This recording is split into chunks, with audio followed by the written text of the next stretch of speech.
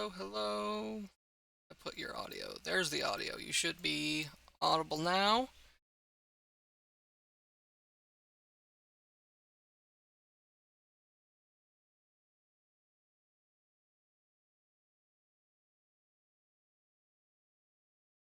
Oh, cameraman is looking at a note he doesn't need to be looking at. There we go.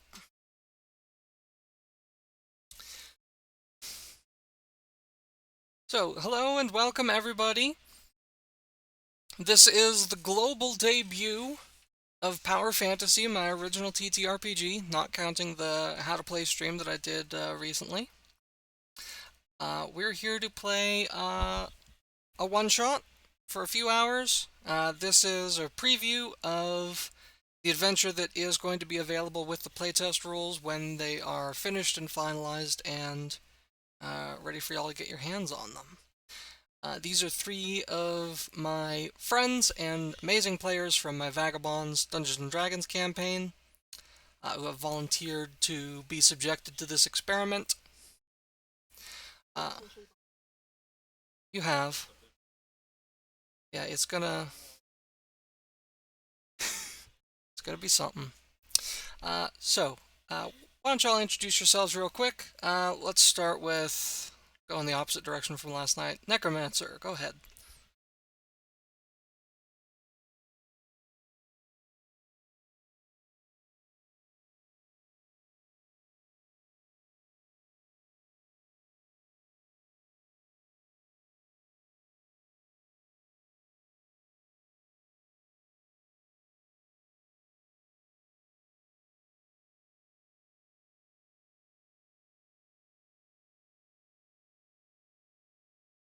All right. Aftergrove.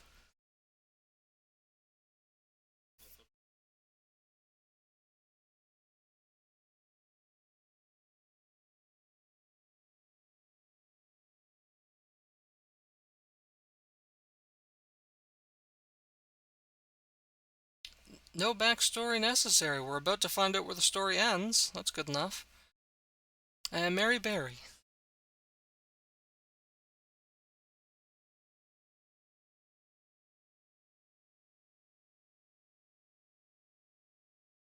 That rocks. Let's rock and roll. And I, of course, am Lone Star North. This is my channel that you're watching this on.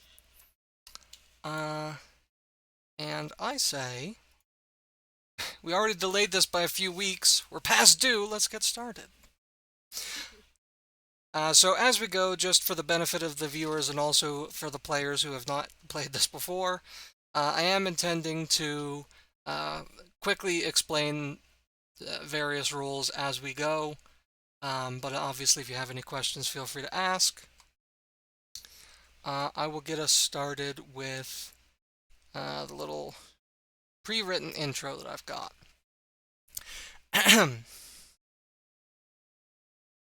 On your way to the Gulchwood region, a fellow traveler passed you going the opposite direction.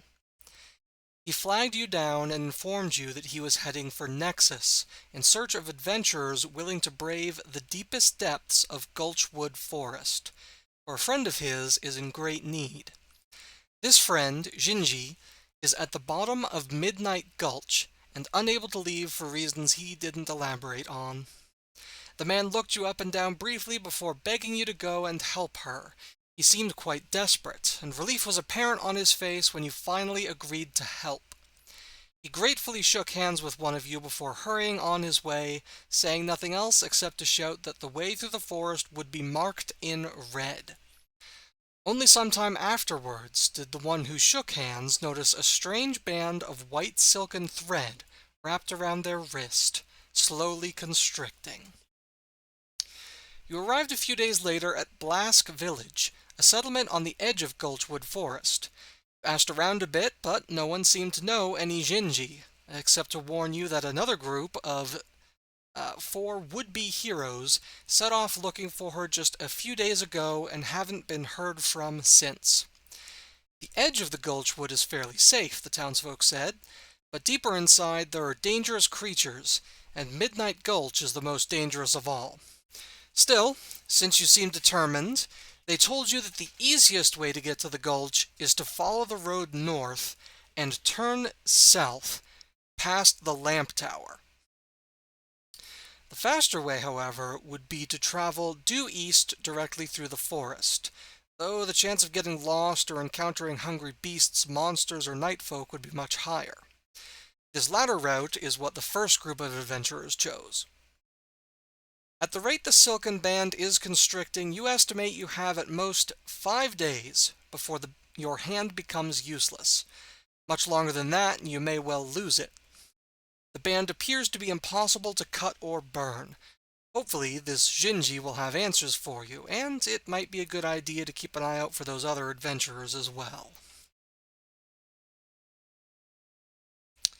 So, there's our setup. Which one of you shook hands with the mysterious traveler?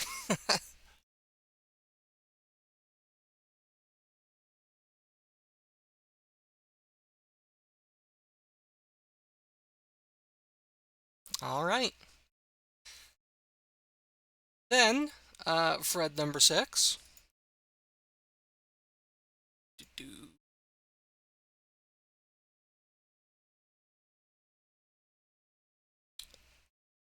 You should now be able to view a new item in your journal, which I can also show you directly. It doesn't benefit you in any way.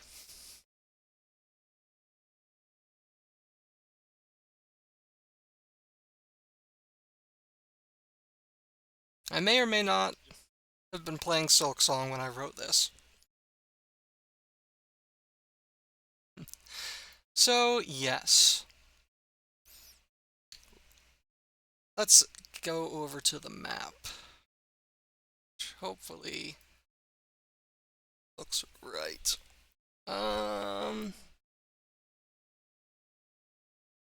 Nope. Glorious.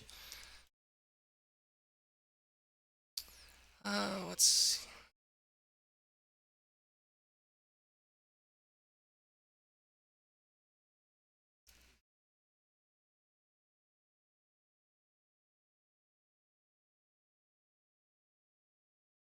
Did that do anything? That didn't do anything.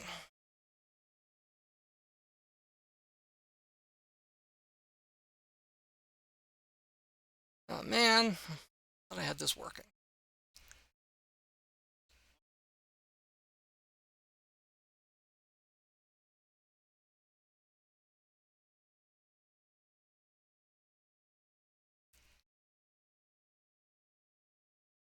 Still nothing. God. Quick question. Are any of you not seeing a black screen right now?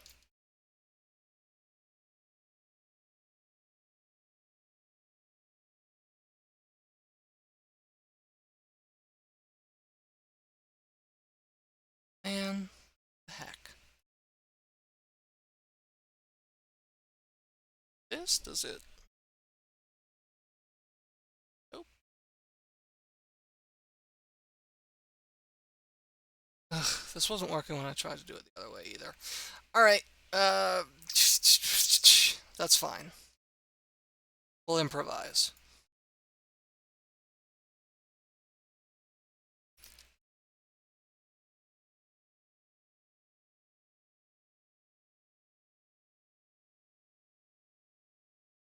It's true.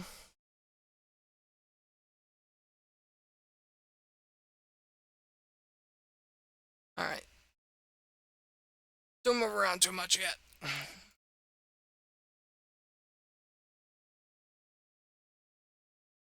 Alright. Yeah. Actually, I'm going to shuffle you around a little bit. There we go. So, here's our hex grid. What you have been told is that Midnight Gulch, which you are trying to reach, is somewhere to the east. You can already see the edge of Gulchwood Forest from within town, within Blask.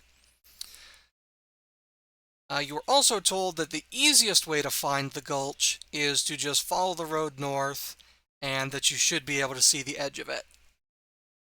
And then just turn south. However, the mysterious traveler told you that the path to the Gulch is marked in red. You aren't really sure what that means, and neither were any of the villagers that you spoke with. So if you want to try and play it safe, you can follow the road, or if you want to try to be quick and direct, you can cut through the forest. What are you guys feeling?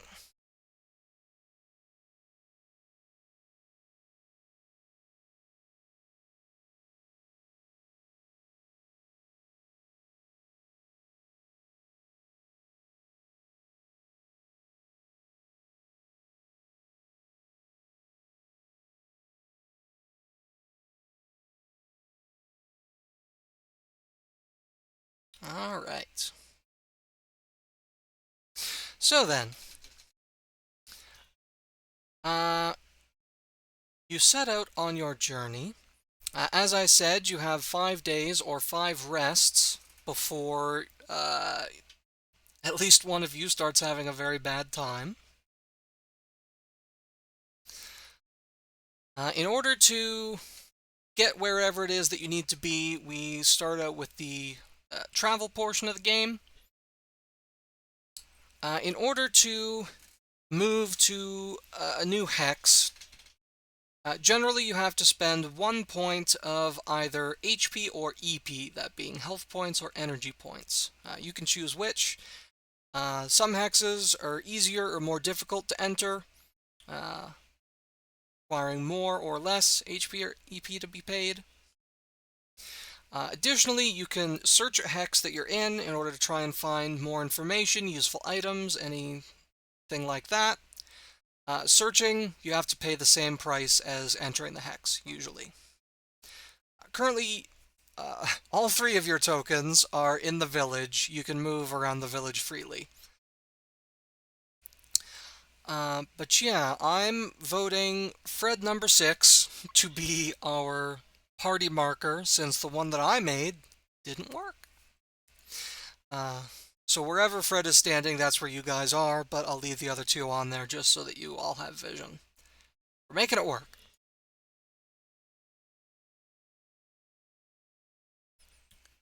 You're still seeing a black screen?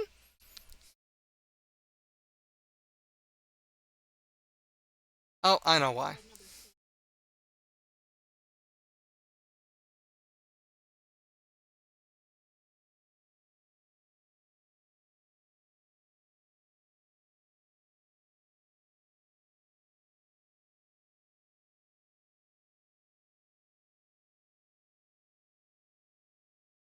Alright, can you see the map now, Neko?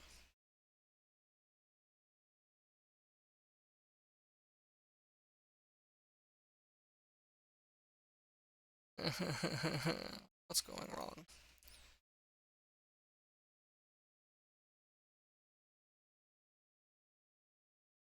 Yeah, you should be seeing 3 tokens and a small portion of the map revealed.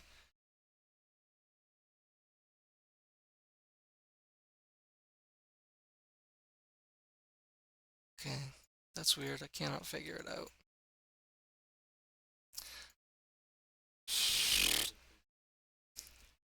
Yep, off to a great start. Neko, would you mind refreshing and see if that fixes it?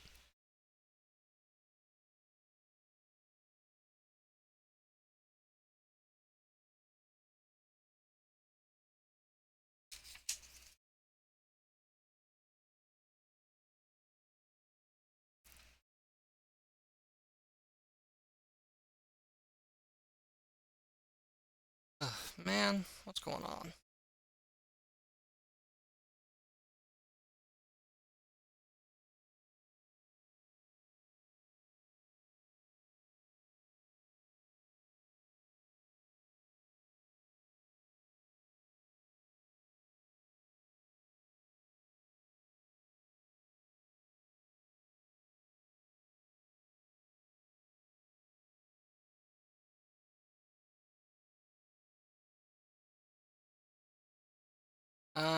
Still nothing?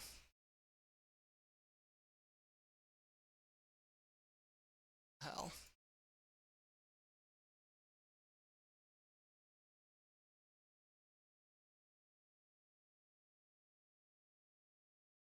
Okay.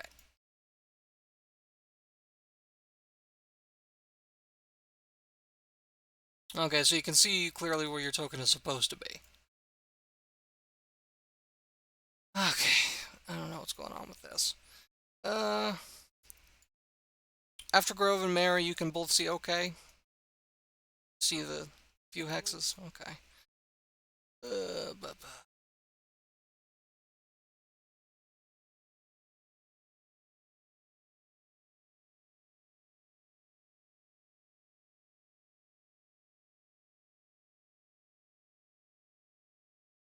yeah, it's...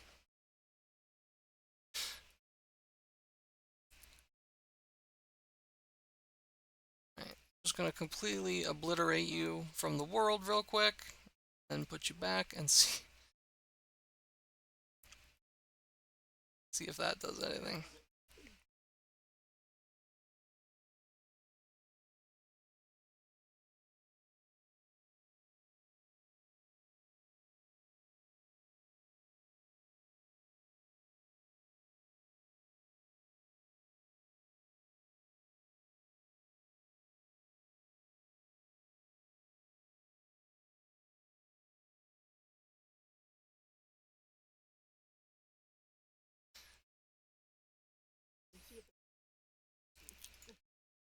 Monstrous.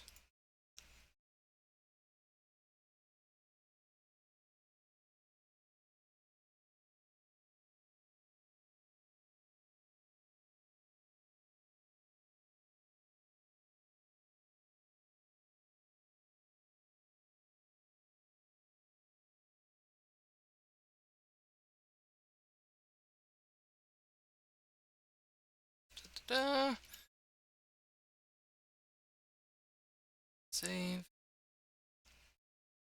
Save. Okay, can you see Fred number 6 in the journal?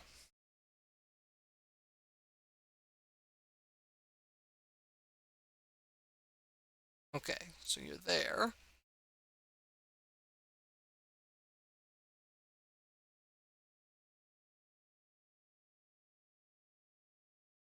Anything now? Still no.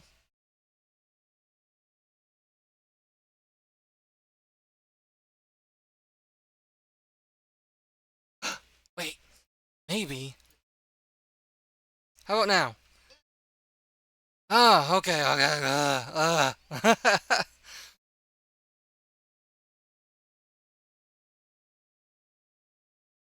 Okay. So, right, adventure. Go find Midnight Gulch. Find Jinji. She needs your help. Hopefully, she can stop your hand from falling off. So, discuss as a group, but yeah, you can move along the map when you are ready.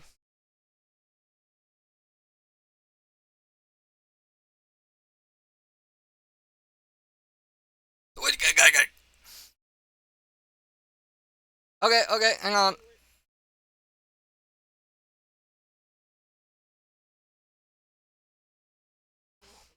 Okay, there's just a lot of settings that just, yeah.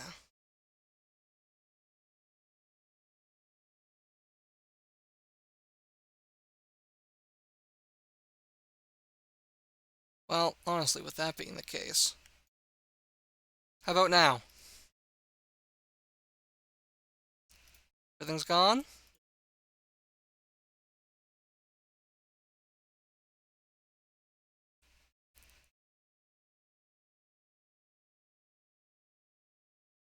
Yeah. Okay, perfect. Original plan works now. That icon is your party location, so there's just one. All of you should be able to control it, I believe.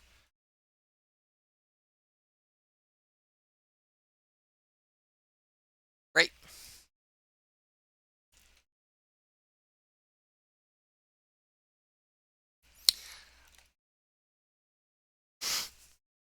Oh boy, this is gonna be fun. Everybody's got a hand on the wheel. Uh, so yeah, now that we all know that it works, I'm just gonna move you back to the starting position, and again, you may explore as you like, and remember that every hex moved through comes with a cost. And I'll reveal more map as you go.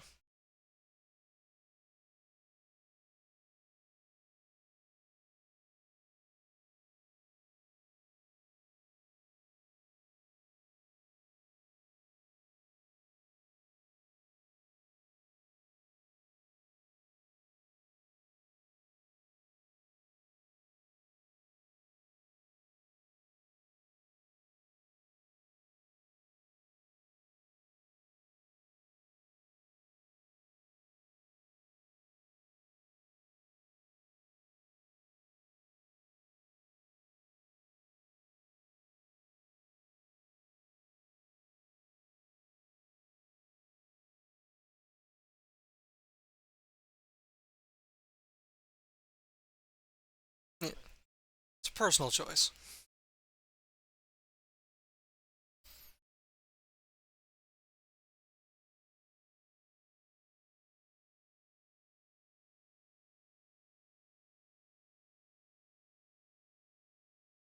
Yeah, some of that's edible.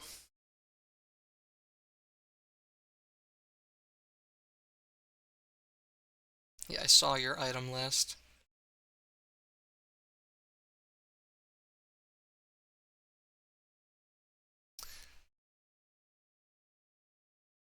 So yeah, you can march when ready.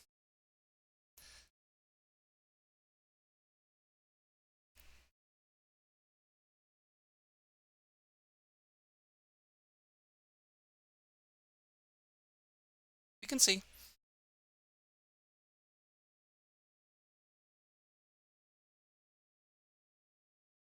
Yeah, where you pointed to, that would cost you 2 points of health and or energy. Well, health or energy.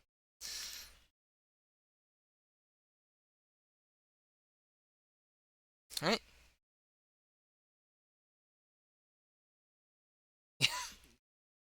Okay, so each of you can cross off 2 points in whatever combination you choose from your HP EP, and more of the map is revealed. Uh,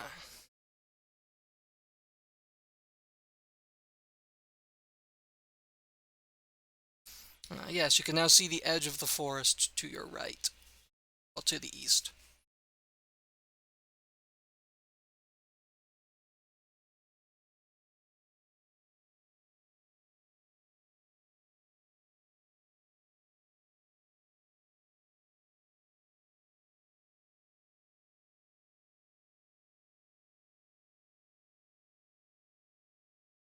All right, so that's another 2 points paid to move that far.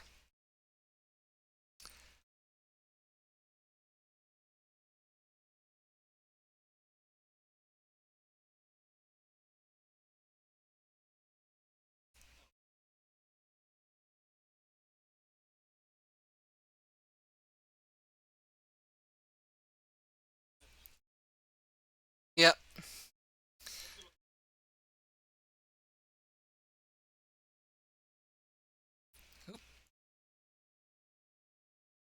You don't have any water nearby. What you've got is the edge of the forest.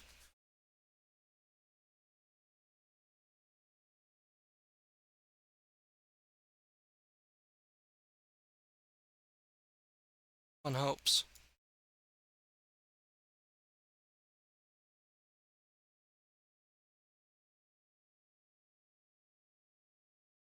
Did you get those things confused?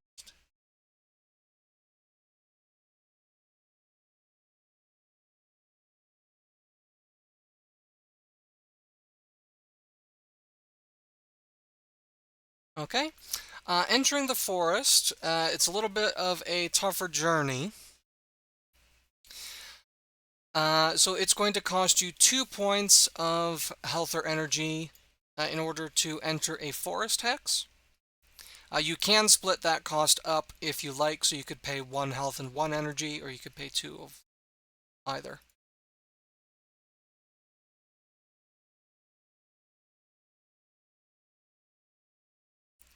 Sorry, say again?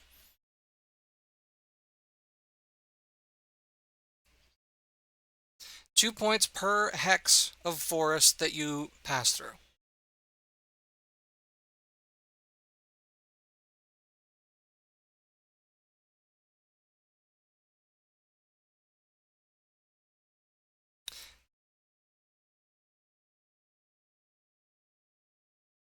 Yeah, the Gulch is somewhere in the forest, east of the village, you were told.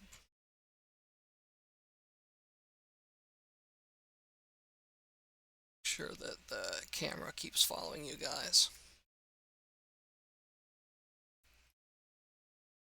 Like I said, you do also have the option of searching any hex that you're in, which also carries a cost, but which may reveal something useful, or it might not. Uh, everybody who everybody who searches pays the cost and gets to roll prowess dice, so 1 die for you guys, and the total gets added together to determine how good of a thing that you find.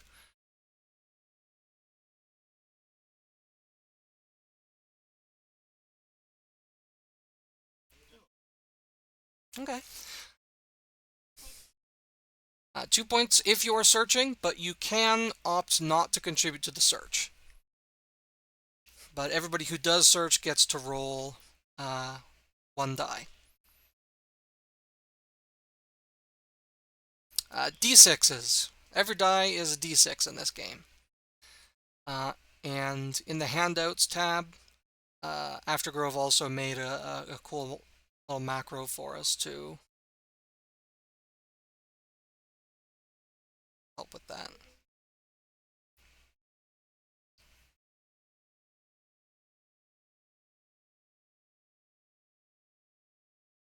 Alright, so we've got 2 successes.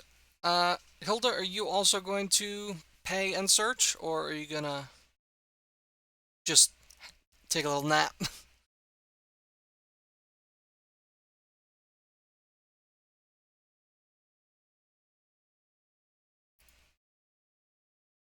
Mary?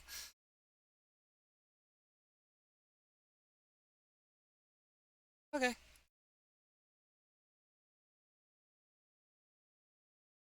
Ooh. A 6 explodes, so you get to roll another die and add that.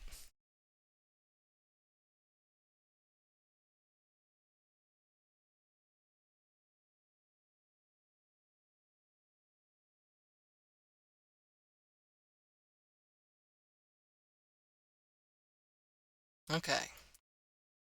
So that gives us uh, a total of 4 successes. Pretty good.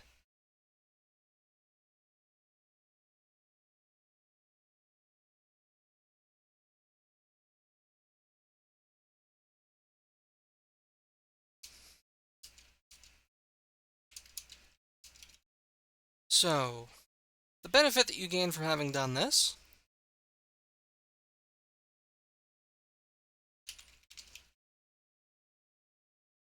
a couple of things. First of all, you have found in the forms of various berries and edible mushrooms and so forth, 1 fresh food, which you can eat while resting in order to help make sure you recover more health and energy. So, is an item that one of you can carry. As well, by paying attention to the tracks, climbing a tree, having a lookout, you get a little bit better idea of what surrounds you, so you can reveal a little bit more of the map. Most interestingly, to yourself, you see that there is some sort of large worn statue, which looks to you like a pig or boar.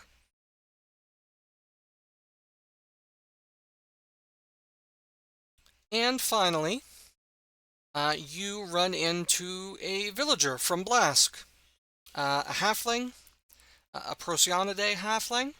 Raccoon people! She's just wandering about and also gathering some of these berries and mushrooms that you have found. She doesn't seem to mind that you're also gathering in the same area.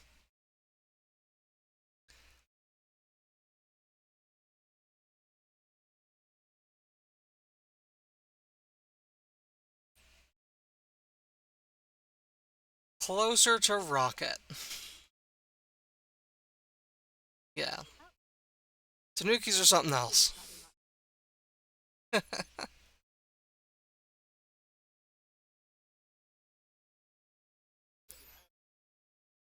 You can if you want, but it's 2 hexes away.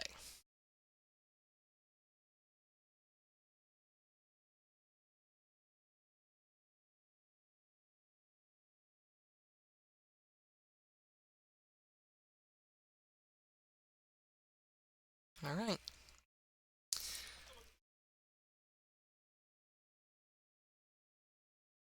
Since you seem so interested in the statue, the villager that you've run into will give you a little bit of information. Oh, well, that's the shrine to our local god, Orzal, a god of forage. If you leave an offering of fresh forage at his shrine, he is known sometimes to bless you and help in your search for more.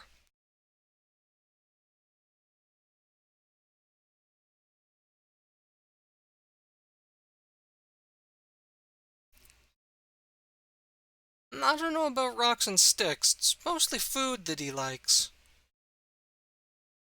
He even shows up now and then to eat the things that have been left. Uh, I should warn you, of course, against taking anything that's been left for him.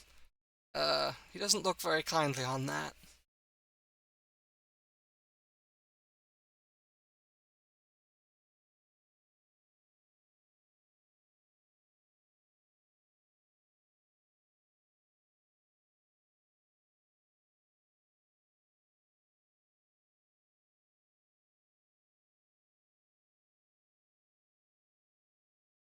You're too eepy.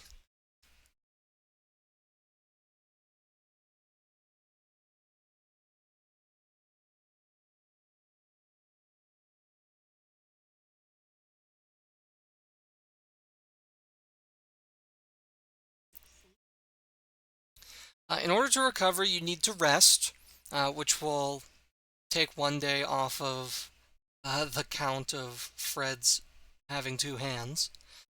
When you rest, you need somewhere safe and comfortable, and you need food. If you have both those things, then you get full recovery. Your HP and EP both max out. If you have one of those things, you recover half of what you're missing. Round it down. And if you have neither of those things, you recover nothing. One way to make sure that you have somewhere safe and comfortable is for one character to stand watch. That person is not safe and comfortable, but everybody else is.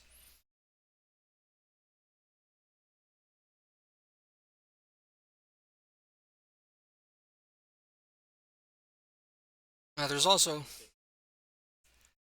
a cooking kit.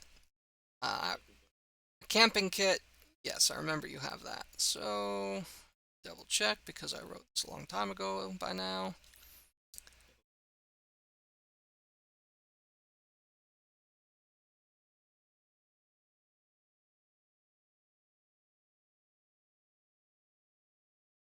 Yeah.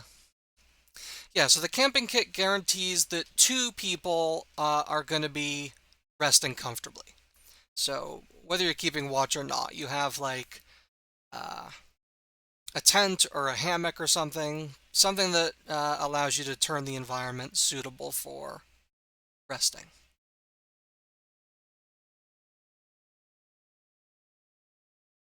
Mm,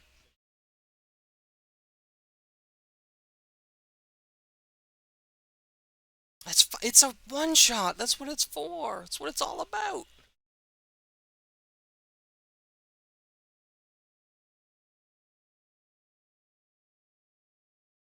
If you say so.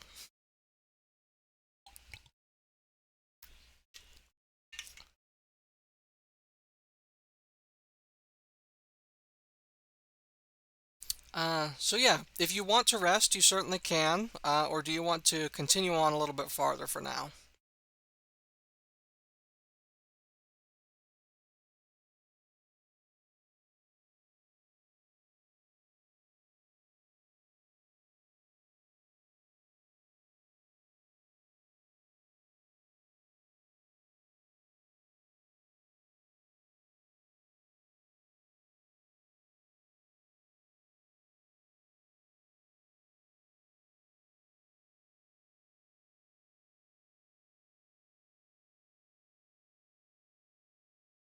Okay. Getting there is going to cost you a total of four. Four health or mana in whatever combination you see fit.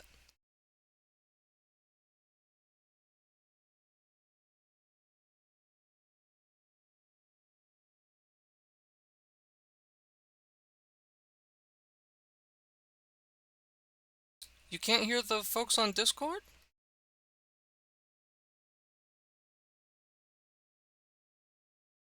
Somebody say something. What the what? How long has that been a thing? God damn it. Uh,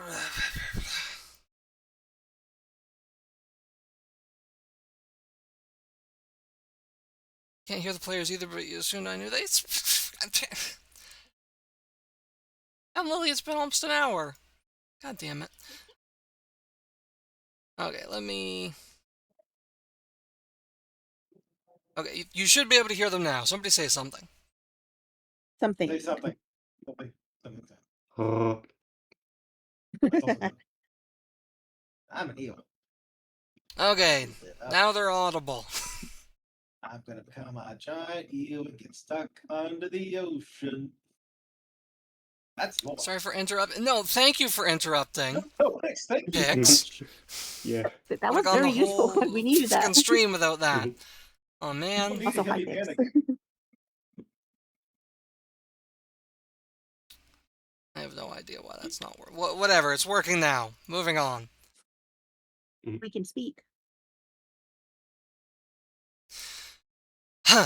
Okay. For the record, all three of us were making like super funny jokes this whole time, but now we're all joked out, so goddamn it, that's not being funny anymore.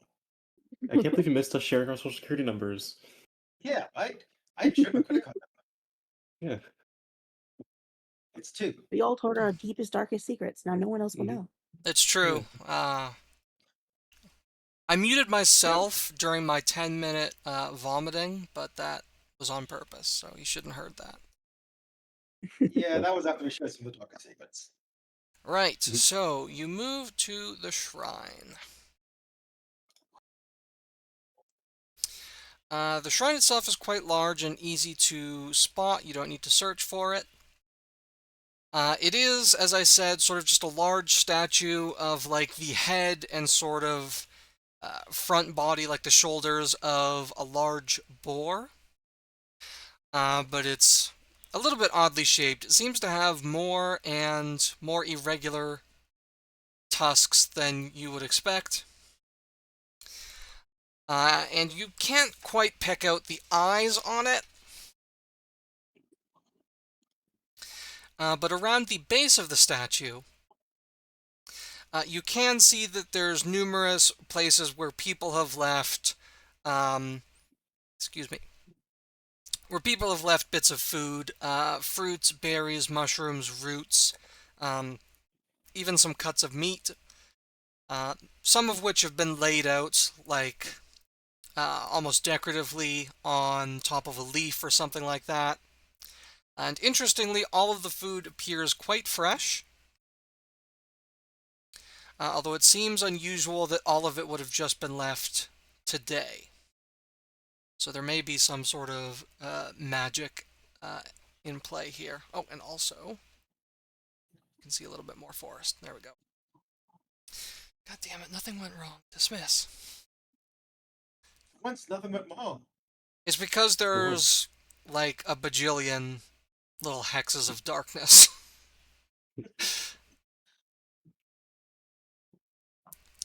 Okay, the first thing Spud's gonna do is pull a stick of gum, like, hey, do you want some gum? Then carefully balance it on a desk.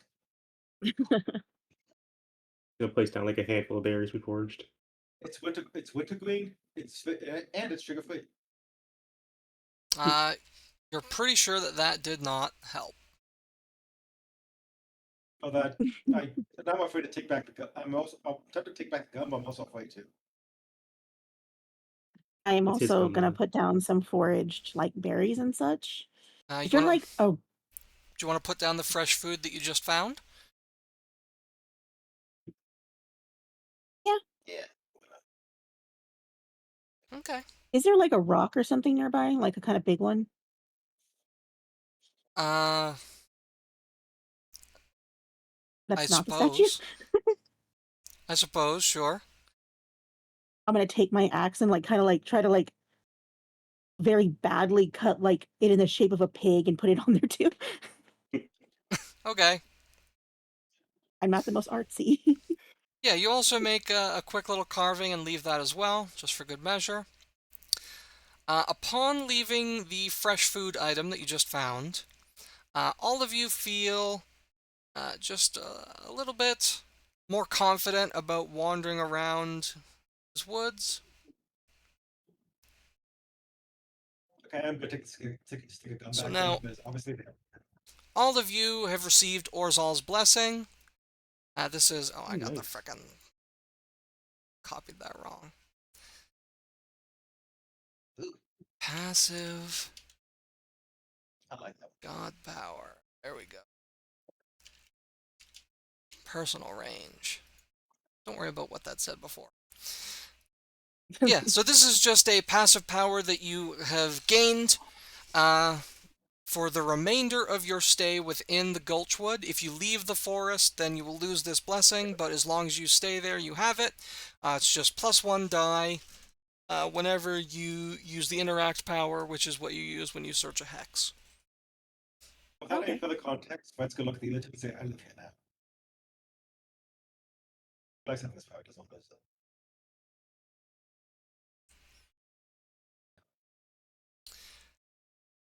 So yeah, you have received the blessing of Orzal. What do you want to do now? Do you want to keep exploring today? Do you want to rest? What are you thinking? I have Oh. one more suggestion. Sorry, forgetting how my adventure works. In addition to receiving the blessing, you also feel just a faint sense that you want to go in this direction. Okay. I think on there, like maybe for 1 or 2 more tiles and do a search and then rest. We don't find anything. Yeah, we can That's a go little- over there and we can search and then we can rest. Yeah, and that, like that's a little risky, but I think we should do it. Yeah. What Okay. could go wrong? All right. One more hex. That's another 2 points of HP or EP. And you want to search this hex? Yeah. Okay. So same thing. In order to search, you have to pay again. So another 2 points.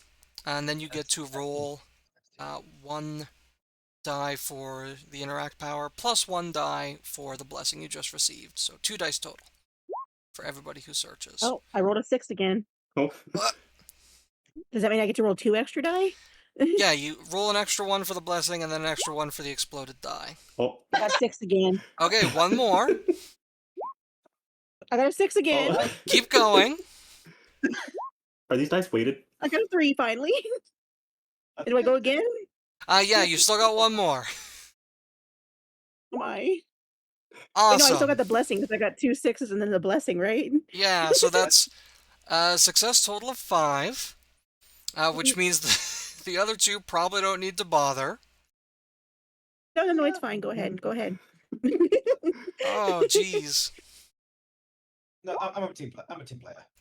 Not a very good team player, but I'm a team player. Honestly, if one of you guys doesn't want to, you don't need to use up your points to do it because, I kind of got it. You You know what? Let's have a Honestly, if I 6 kept getting instead of a 6, I was about 5. to get concerned. I was like, I swear I'm not cheating. I don't know how to cheat on this. Rolling 1-6. Not a d6, just a 6. You know what Okay. else? I knew I was forgetting something. Let me just make a real quick little, We over here weighing ones and Bear's got 3 sixes.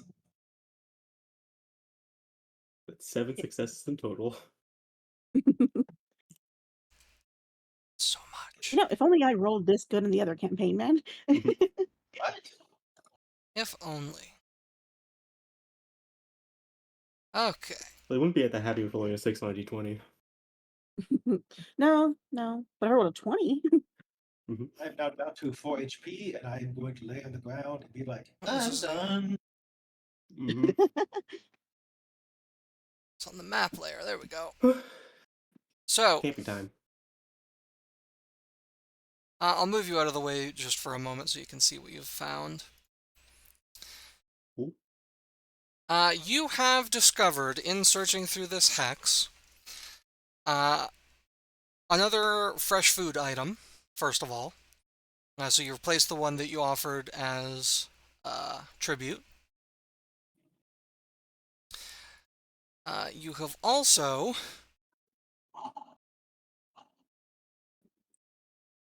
revealed the area a little bit farther around. And where you see the red X there, you have found 2 bundles of sticks hanging from trees by the same white thread, it looks like, that is currently wrapped around Fred's wrist. The 2 bundles of sticks each form an X, and they are sort of hanging near each other, forming the 2 of them a line which leads due east. So they're pointing this way.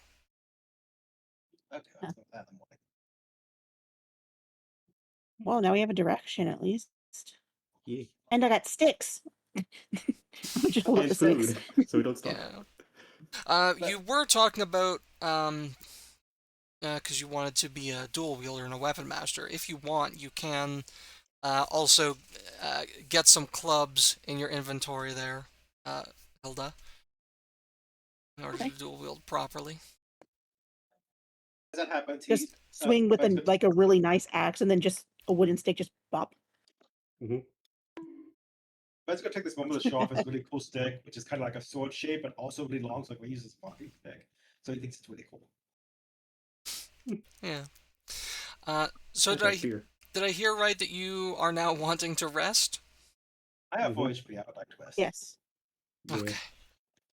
I knew that you must be getting pretty close. So yes, you rest. The camping kit that Togi has allows 2 of you to rest comfortably. And also each of you needs to eat in order to be fed. You found 1 fresh food, so that's 1. And I think, did Togi... Well, a couple of you have fishing rods, but unfortunately there's no water around here. And So when we rest, does everything like go back up to like the max, or? If you have food and are comfortable, then everything goes to max. If you have only 1, so if you have only food or you're only comfortable, then you get half of what you're missing. Recovers. Okay. If you have neither, then you get nothing. Okay, so it sounds like all 3 of us get like half each. yeah. Yeah, did any of you bring food, or just the fishing rods? Just the Well, I have a fishing fishing. rods. I just have a fishing rod. I didn't know if I can like add anything else besides the items I do have. I said I had an axe, a fishing rod, armor. Yep. Could I have added an extra item? No, those are the items that you start with. Okay. It's not very much, but by searching, you do, as you've seen, have an opportunity to find food, although it costs you a bit of health or energy, and there is the chance that you could roll a bunch of ones and not get anything. Hopefully that doesn't happen, but it could. What if we search for a comfortable resting spot? Is that a possibility? Like soft grass or something? Unfortunately, you haven't found anything that strikes you as especially comfortable. Like, a comfortable resting spot would be like a cabin or a very warm cave or something, where you're unlikely to be attacked by wolves. Uh, that sort of thing. The camping kit does allow you to create such a space, usually. Um, but your search, although it was very successful, didn't reveal anything that qualifies.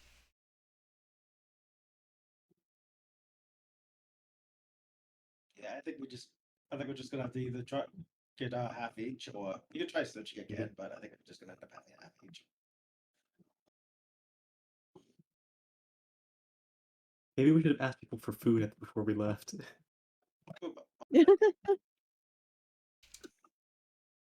I mean, as it stands now, we can all just be half rested for now, at least.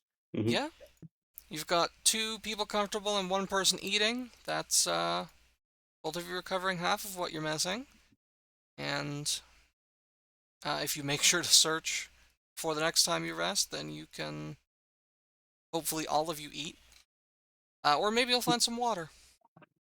There is some out there, I promise. So yeah, we can one person rest, the other person do that, and then we can forage again, and then all eat. I guess maybe. Yeah, that's what we got. I think that's our best bet right now. Okay. Mhm. So yeah, under that plan, all of you recover half of what you're missing from each of your health and your energy. Should be 8 points, I think.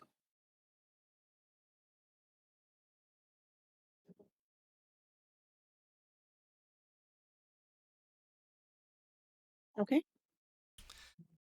Yeah, you pass the night under the canopy of the Gulchwood after a long day of searching. Fred, you can feel the band around your wrist getting just a little bit tighter. I glow and say, "How dare you?"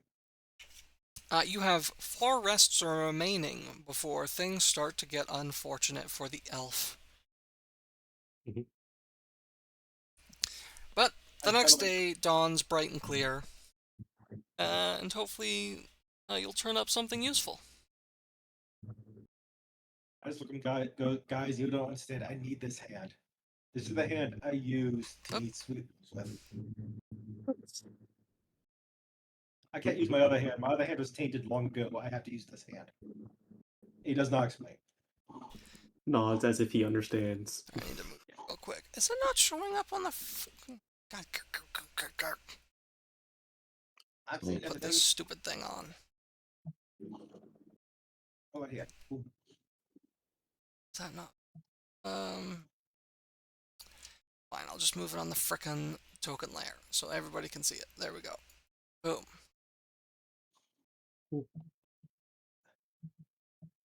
That's where I had a first test. And I think we're going to go this way. Okay.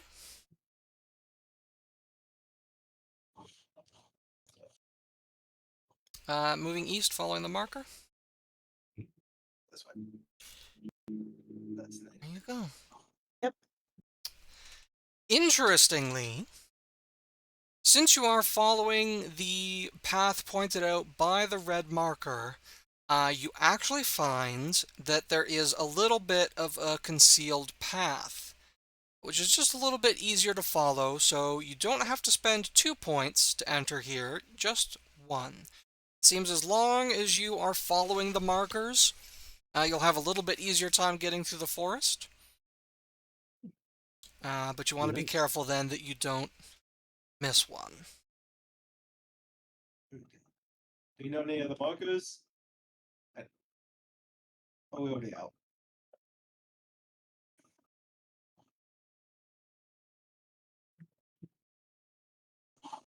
Guess we'll have to search. Search. Gonna do another search. Yep. This time, let's not all do it and someone explodes. Sure would be funny though. I'll go ahead and do a search. And okay.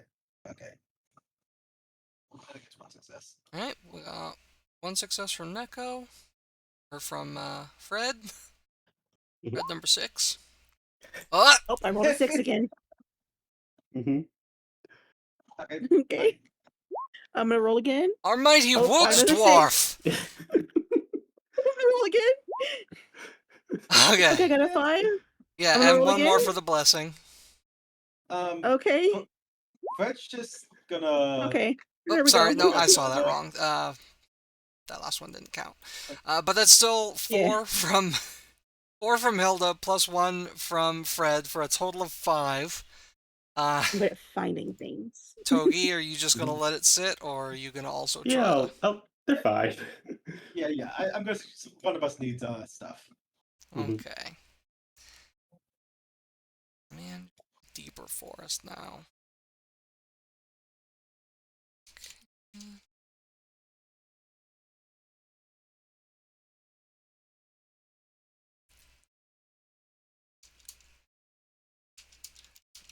Okay. So, your amazing search does allow you to scout the forest ahead a little bit, although probably not enough for you to find the actual marker. You do also find 2 fresh food. Yippee! Food.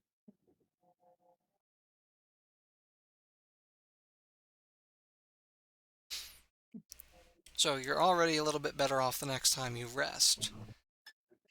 Don't know what market. I don't know what's right about that.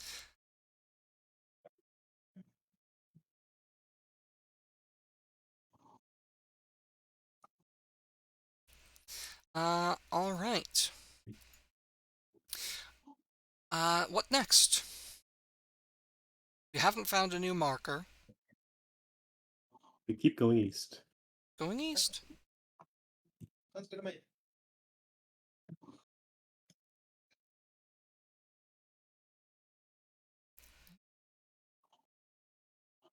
Good morning. I am dyslexic, so I have a hard time with the directions. So I'm pretty sure east is Right.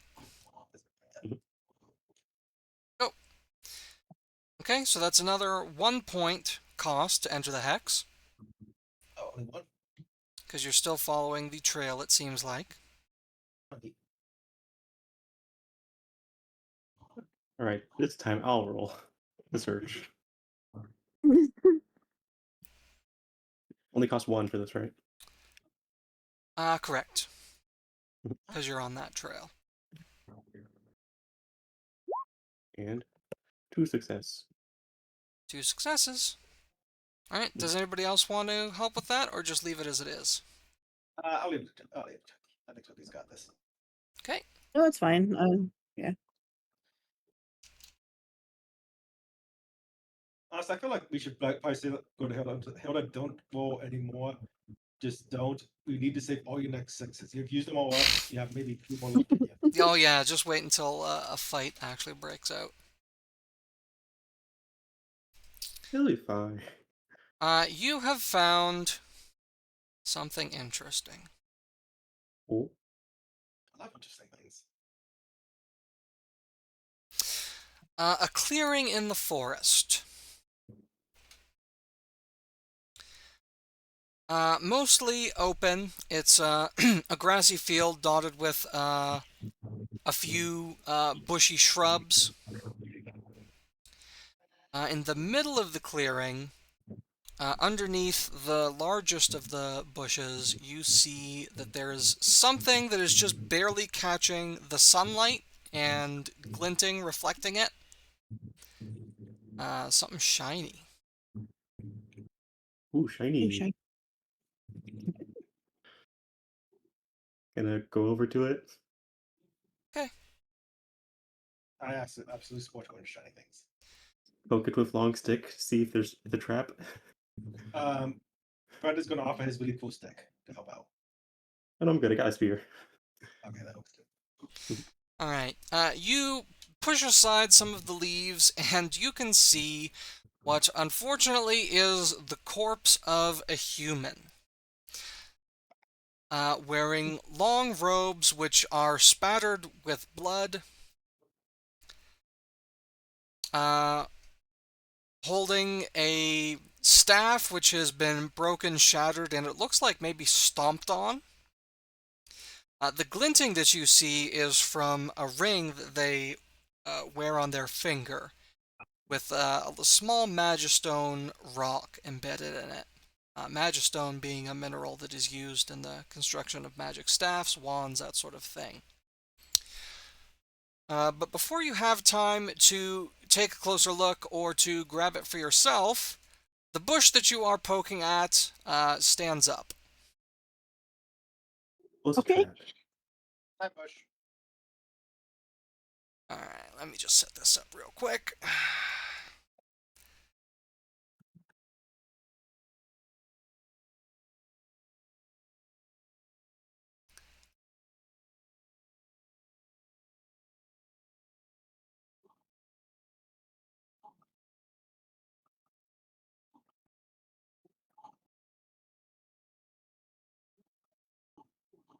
Da-da-da-da.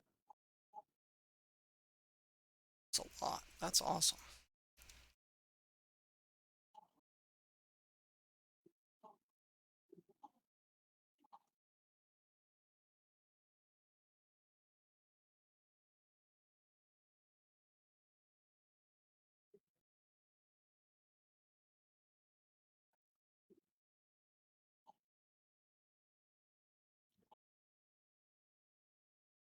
Go and last.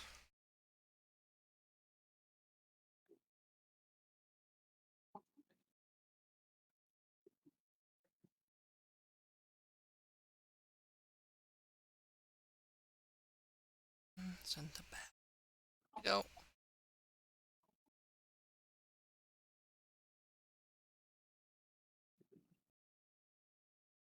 Alright. Switches over to a combat map. Well, I'm ready to fight. So none of you can see the goddamn. Ugh. That's fine. Oh, I clicked on the wrong thing. Great. I will slowly work on this. So, what you see before you are a number of leafy creatures with wooden feet and wooden, what look like masks.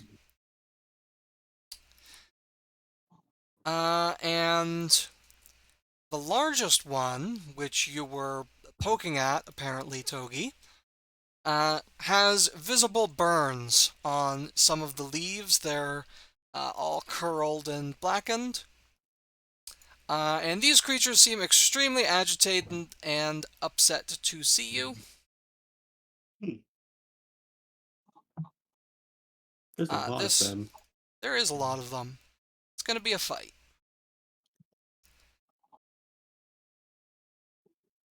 There we go. So,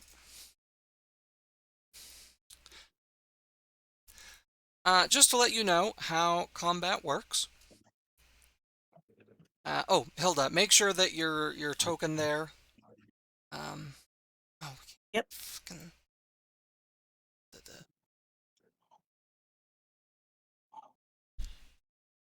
Oh, well, that's weird.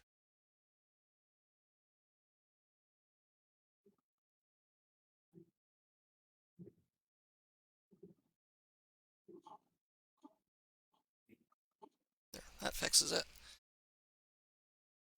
Okay. Yeah. Make sure that your green bar is your health, your blue bar is your energy, your red bar is your stamina. At the start of a combat scene, your stamina is equal to half of your maximum, rounded down, until you take your turn.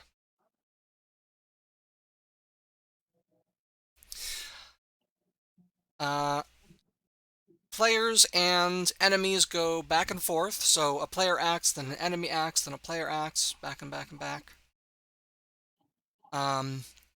You cannot take your second turn until everyone on your team has taken their first. Same with the third turn, the fourth turn, etc. But because your enemy outnumbers you, your second turn is going to come up before theirs does. Right?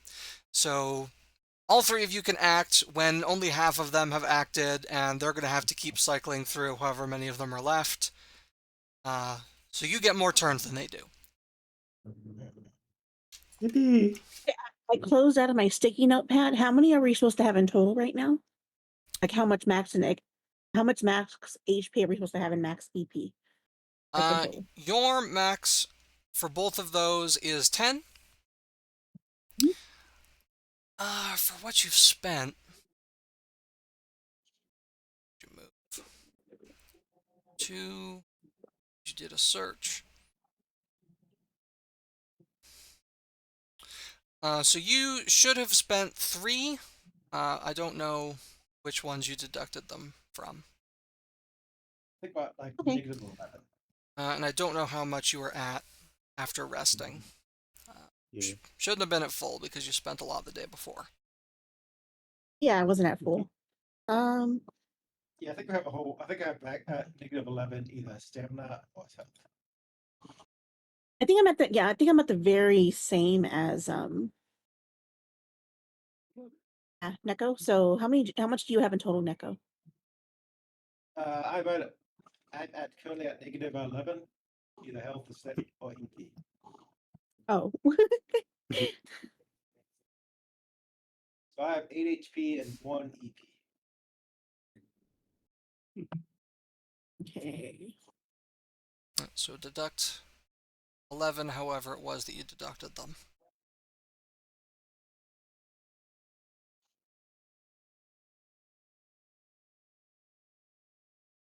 Okay, it's not changing when I try to change it. If you just click on your token, you should be able to then click on the numbers in the circle and edit them. I had to go to the gear Uh, icon to change it. Oh yeah, okay, yeah. It wasn't changing when I did. Yeah, I have to do the gear icon thing. Gear icon worked for me. You can also double click on your token to do it.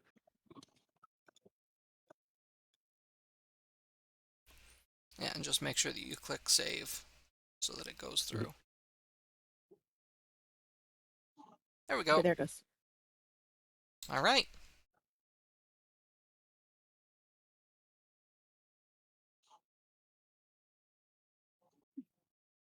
So, because these creatures blend in so well with the forest, they have ambushed you, which means that one of them gets to take the first turn. In most other cases, a player gets to take the first turn. So, the Bushwhacker Elder is going to go ahead and stomp Togi into the dirt. Understandable.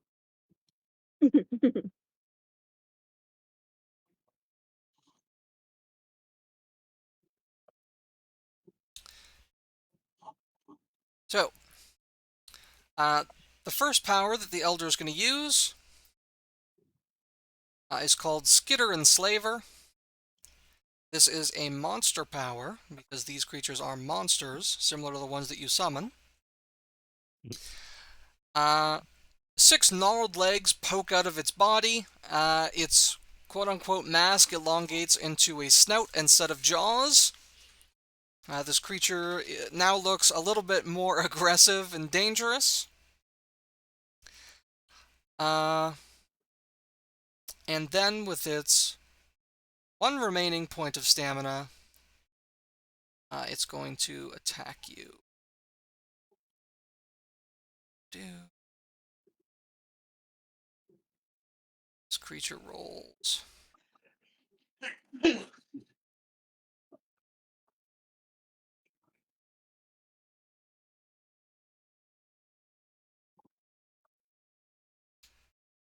Three dice.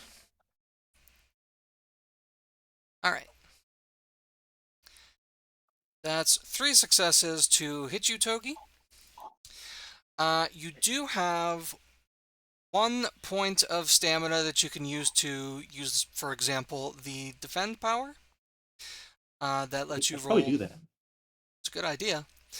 Mhm. That lets you roll 1 die for your prowess. As a halfling, you get to roll a 2nd die when you defend. Mhm. And where are we? I also have light armor, so you roll another. Oh, you also have light armor, so you don't have Mhm. to use your light armor, but you certainly can to gain an extra die. Uh,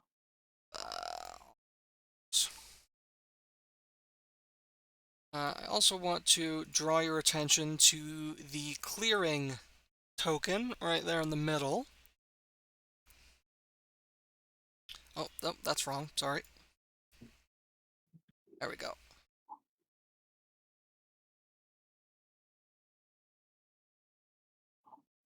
Save. So the clearing is a zone power because everything in Power Fantasy is a power. That's how the game works. Uh, what this means is that it's just a clear spot in the forest which negates the effects of the forest zone power. Forest zone power. Do also show you. Gives +1 resist die against damage and effects originating from other zones.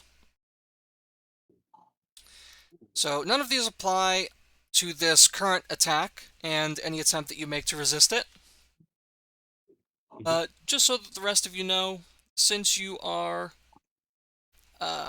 outside of the clearing, outside of the close range zone, you are a bit better protected from getting attacked by these creatures. But yeah, for Togi, it's 3 dice, 1 base, 1 halfling, and 1 armor. Go ahead and roll your resist dice. Alright. And I'm gonna not use my armor. Okay, just 2 dice for now. Mhm. Oof. Okay. I should probably use my Oof. armor. Oof. Yet you still can. You can still add it if you want. Okay. There, you used all the That 6s! is 0. That is all ones. Okay, we are off to a spectacular start. I was about to explain exactly how resist dice work, but I don't need to because you've rolled 3 1s. My goodness gracious. Thank you very much. Unfortunately, that means that you take 3 damage, which does knock you down to 0.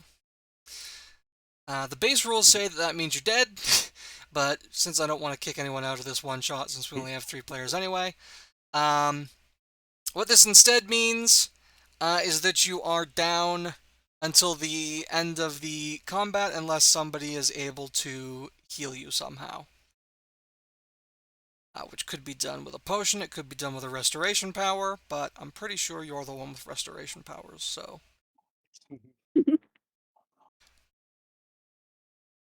Would a refreshing stick of gum help? We're off to a bad start, guys! Man.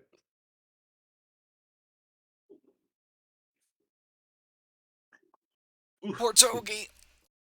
That's sad, I wanted to see Durgle. Such a cute sprite.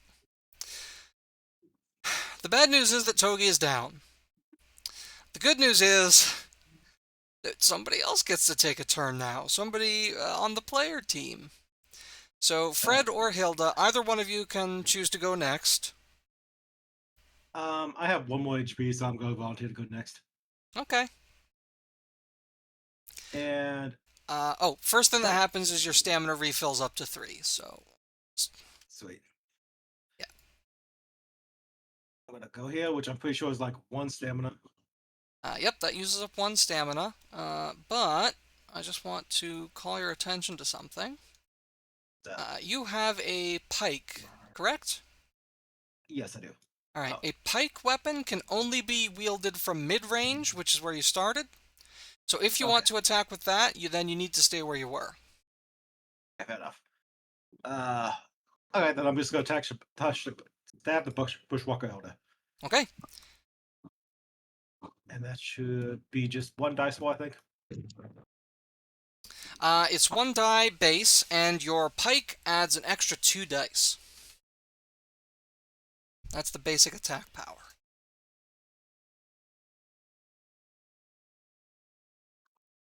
So you're looking at 3. So I do this fight. Yes, one of your dice exploded, so you ended up with a total of 4 successes for 4 damage, hitting the Bushwhacker Elder. Good stuff. And that's and if I just to make sure I'm winning this fight, I could just do that 2 more times, right? Because I have 2 more stamina. You can. The only wrinkle is that if you use all of your stamina, then you can't use any reaction powers in between your turns. For example, your what's it called? Your endurance power that is just a little bit better than the basic defense. Okay, I'm gonna do that 1 more time, just 1 more attack. And I'm gonna save my last stamina for defense. Okay, so another 3 damage on top of that. I'm just poking while screaming, going, "Ah, he killed the poor halfling! No!" Oh. However, this creature does have 1 point of innate damage resistance. So we'll see if it resists... Oh, not that one. Either of those attacks at all. Okay. Now I can explain how resist dice work. When you roll resist dice, you compare the actual numbers on the dice to the dice that are incoming. So this 5 that the Bushwhacker Elder just rolled gets compared to your second attack, where you have 6, 5, 4, and also a 1 that gets discarded. So 5 is able to cancel out your 5 or the 4, which reduces your total successes by 1. If you were showing like all 6s, then a 5 wouldn't be able to cancel anything. Or if this creature had rolled a 2 instead of a 5, that's too low, couldn't cancel anything. But as it is, 1 point of damage has been resisted, leaving the creature substantially wounded, but still on its feet, still fighting.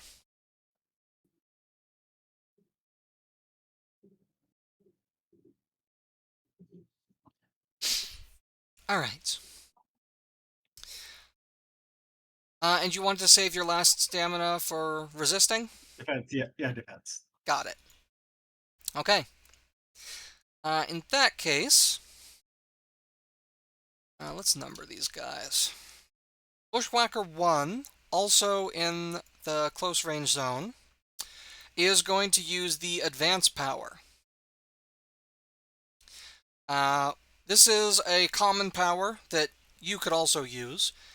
What it does is if there's nobody in the close range zone that is like standing against them, all of the enemies basically charge forward, which functionally moves you all forward.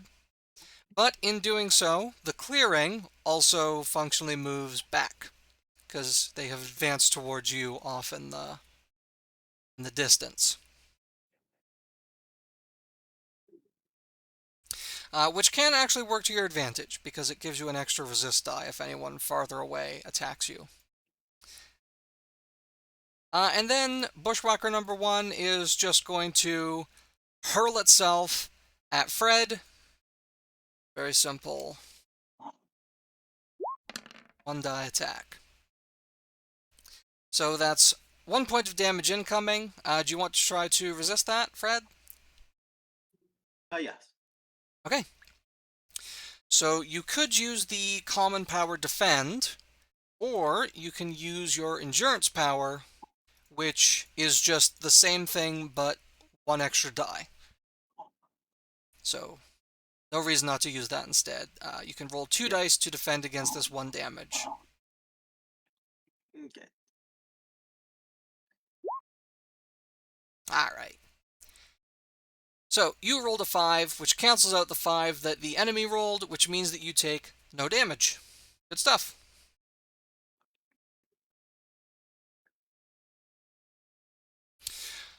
That brings us back to the players. Hilda, you're the only one still on your feet, so you can go ahead and act.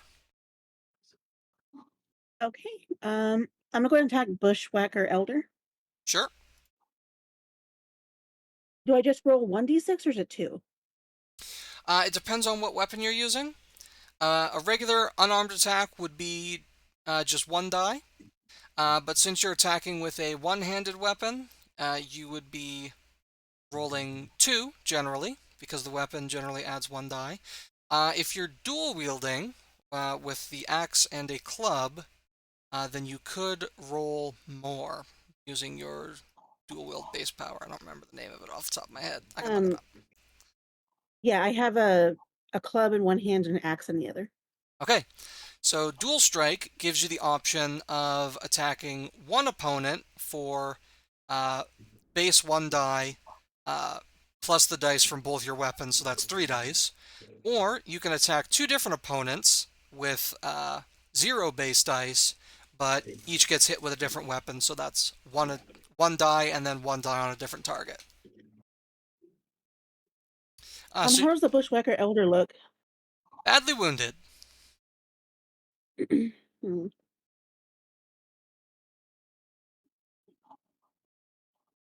Yeah, I'll just take all the dice on them, so 3 dice for the Bushwhacker Elder. Sure. You do know that Ooh, this I rolled a thing 1. has a resist die. So it's going to roll its innate resistance.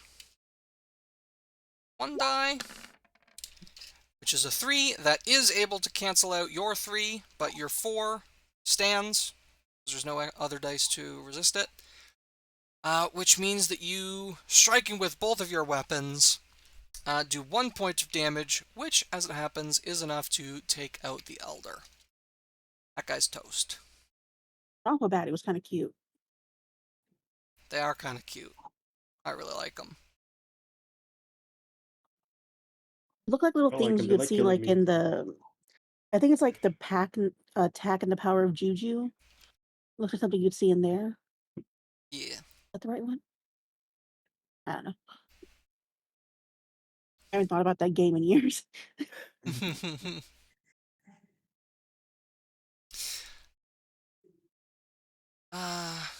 Yeah, so very well done.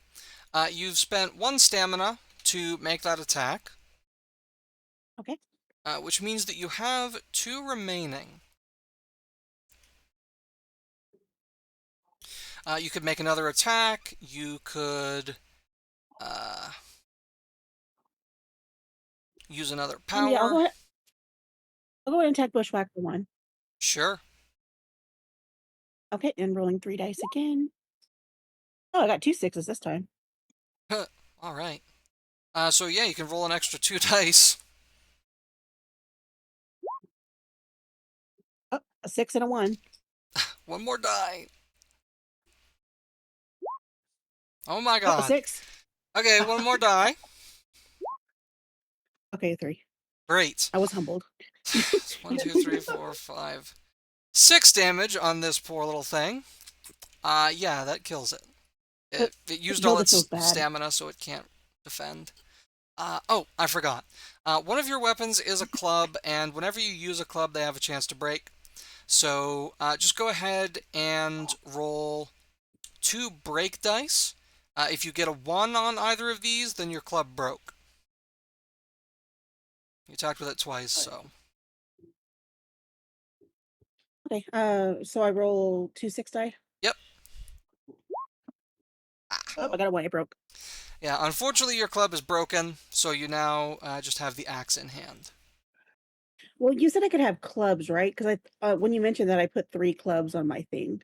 But if Then that's not you do available, have then that's fine. you have another one in your inventory, but you have to use the swap power in order to take it out, and like all powers, that costs a point of stamina. Currently, you have 1 stamina remaining. Would you like to swap in a weapon or save it? Or do something else? You could advance like they did to get back into the clearing and put some more targets in Uh, range, or you could just keep it, bank it, in case one of them attacks you. You can spend it to defend yourself. I'll go ahead and keep it to defend in case I need to. All right, sure thing. I need to finish naming the rest of these guys.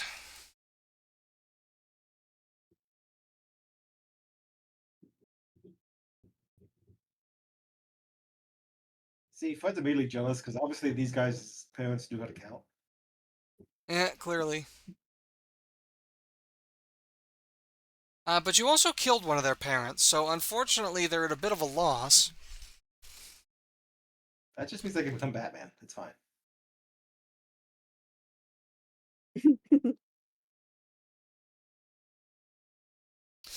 Because you just knocked down 2 of their number, the next one to act, number 5 over here, is going to make an attack against Hilda. It kind of shakes its body, some of its leaves fly out and sort of dart towards you magically. This is only... Ways leave. Yeah, it's using Razor Leaf. It's only a single die. So you do have heavy armor. If you want, you can just rely on the heavy armor to protect you. And that would give you 2 dice to resist. Or if you want to use your last stamina, then you could gain an extra die on that. Or... I'll just use my heavy armor. Okay. You just kind of stand there and take it, so you can roll 2 more dice. 2d6. Okay. A 6 and a 2 One more, please. All right. out of 5. Yeah, you completely resist that. And then Bushwhacker 5, not wanting to deal with any of that, is going to use the move power to flee from the long-range zone. If you move back from the long-range zone, you have fled the scene, so that monster is gone. Bushwhacker, I tried. And I just leave. Awesome. I tried. Bye, guys. This is above my pay grade. Certainly is. So, that brings us back to player turns. Togi, still at 0, so you do not get a turn, unfortunately. Oh. Which means that we have cycled around, so either Fred or Hilda can go. Is there anything I can do to actually help Togi? I just imagine you slide a piece of gum in Togi's mouth. There you go. Unfortunately, you don't have a healing potion or any powers that restore health. So I'm There's afraid... probably nothing I can do either. Yeah, there's nothing you can do, unfortunately, to get him back up in the middle of a scene. Okay, I'm just gonna attack the Bushwhacker number 2 then. And one sec. My cat is Angel. Okay. I love you. You get out of my way. No, Uh, you need to let me touch. I need to the mouse. I'm sorry. If you want to attack, you have 2 options. If you want to use your pike, you can use 1 stamina to move back to mid-range zone, and then you can attack from there with the pike. Or Can I attack the people who are in the second zone though? So the way it works, your pike can be used for mid-range only. A mid-range power can hit close range or mid-range. Similarly, a long-range power can hit close range, mid-range, long range. A close-range power can only hit close range. If your weapon was mid-range, then you'd be fine, but because it's mid-range only, you have to be in mid-range to use the pike. So where you're standing right now, you can't use the pike, you can only make an unarmed attack. an unarmed attack can only hit somebody at close range, which is currently nobody. So I have that. So I do it. So Okay. what you can do alternatively is you can use the advanced power, which will bring all enemies closer to you, and then you can attack unarmed. But your pike is definitely the better weapon, so. I get that, And, but if I make him advance, I'm if in I the use same advanced, area as Fred, right? Correct.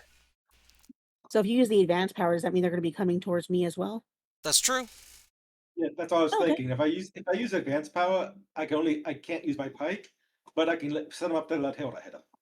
Yeah, and let's be real, Hilda's gonna roll a fistful of sixes. Yeah. No, don't jinx it. Don't jinx it. Stop. I'm sorry, my cat's rubbing against my hand, and I can't have a hot dog get my mouse. It's all good, we're used to it by now. The Okay, cat yeah, I'm wants gonna the use the mouse. advanced power for Hilda. The advanced power. Okay. Yep. So that's 1 stamina, and it moves all opponents closer. It also moves you back into the clearing. And then I am gonna go back, and I'm gonna stab. I understand that uses all my stamina. Yep, it uses all your stamina, but you can make your 3-die attack against one of the bushwhackers. I'm gonna attack Bushwhacker number 2. Cat, I swear to God. Awesome. Bushwhacker number 2 has not acted yet, and therefore has 1 stamina available to resist. Roll 1. Do it. It rolled a All the 1. cool kids do. Yay! So Elizabeth. that's 4 points of damage, which is enough to one-shot that little guy. It's why you don't give it to peer pressure, guys.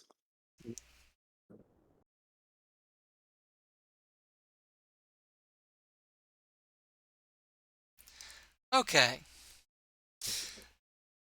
So that's all of your stamina. I'm tired. You're an EP boy now. Bushwhacker number 3 is going to act. Having been pulled, well, finding itself again in close range, it's going to do the same thing that the Elder did. It's going to use the Skitter and Slaver power, which is a buff for the remainder of the scene. And then it's going to attack Hilda for 2 dice. What did I do? No, I'm just kidding. Besides kill its parent in front of him. And I Okay. Batmaned him. So 2 damage headed for you. Do you want to just stand and take it with your armor, or do you want to use your active power to resist? Armor's fine. Okay, so you can roll 2 dice to resist. 2 and a 5. Okay, 2 cancels out the 2, and the 5 cancels out the 4, so that is going to be 0 damage. Stuff.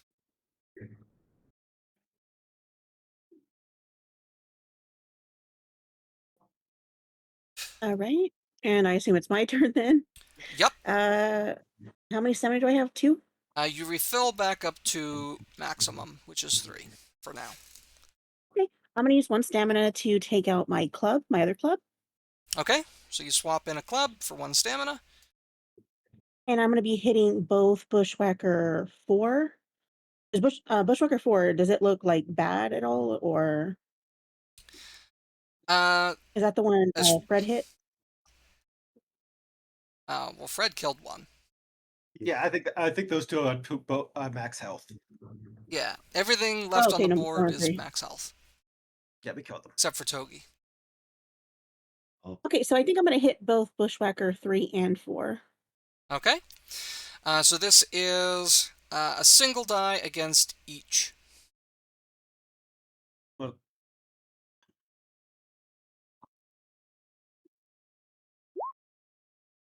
That's a 3 and a 5. Okay. Bushwhacker 3 doesn't have any stamina with which to resist, so it's just going to take that damage. Bushwhacker 4 is going to try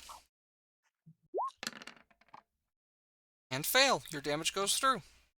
So that's 1 point of damage on each of them, but they are both still standing. You've got 1 point of stamina left. Oh, sorry. Roll a break die. Roll a single die to see if your club breaks or not.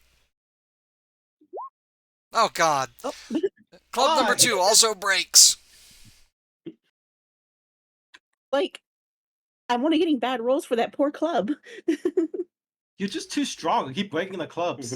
Yeah. Just breaking Breaking them over over their the heads. heads of your Okay. enemies. Yeah. Um. You've got 1 stamina left. You could Stamina. either save it or attack again. What would you like to do? I'm going to go ahead and attack Bushwhacker 4 again. All right. And that's for a 2 die, right? This is 2 dice, yes. A 1 and a 5. 1 out of 5. Well, it has no resistance, so that is going to be another point of damage. Unfortunately, that doesn't quite finish Bushwhacker 4 off. It is still standing, but it is clearly very badly hurt. Okay, and that's it. All right. Going to then pass it back to the enemies. Bushwhacker number 4, injured one, is going to do the same thing, sprout legs and a fanged maw, and attack Hilda for 2 dice. What did I do? We're witnessing Pokemon evolve mid-battle. Alright, that's 2 points of damage in on you. You have no stamina remaining after your final attack, so you can use your heavy armor to resist this, or you can just accept the 2 damage. I'm gonna use heavy armor. Okay. So yeah, roll 2 dice. Ugh, Oops. Bad rolls. the good times are over. Unfortunately, that's not going to cancel any of the damage, so you are going to lose 2 HP. Okay. Let me take those off. There we go. And again, we cycle back to player turns. Either one of you can act. I'm just gonna go ahead and stab Bushwhacker 4, I think. Sure. That guy's a jerk. 2 successes, and it has no ability to resist, so Bushwhacker number 4 is toast. Good job. And I'm gonna hit Bushwhacker number 3. You got a 6. Good I got 6. stuff. And a Also incapable of resisting. Bushwhacker number 3 is also done. You have 1 point of stamina left. Your pike can reach mid-range, so if you want to attack another one, you can. Yeah, sure. I'll hit the. Let's see, 4, 3. Yeah, I'm going backwards. Yeah, I'm going down at numbers. So I'm just gonna hit. You know, I'm gonna hit the other 6. I don't like the fact there's no one called 6. I've been blinded by my hubris. Oh. Number 6 is going to try not to get hit by all that. And fail. 2 damage on number 6. It's now wounded, but it's not yet down. And I got 0 stamina. 0 stamina. Sometimes going Nova is useful. Well, I'm not in any immediate danger, so that's why I'm doing it. Yeah. As far as I know, they might like suddenly sprout pikes out their noses or something. Pull out a gun. So, Fuck. the enemies are going. Bushwhacker number 6, who you just hit, is going to move back, and then move back again, fleeing the scene. Probably a good idea. And it looks like the other 2 are similarly inclined. So if you would like, we can call the combat there and just let the other 2 run, or do you want to try and fight it out and get rid of them?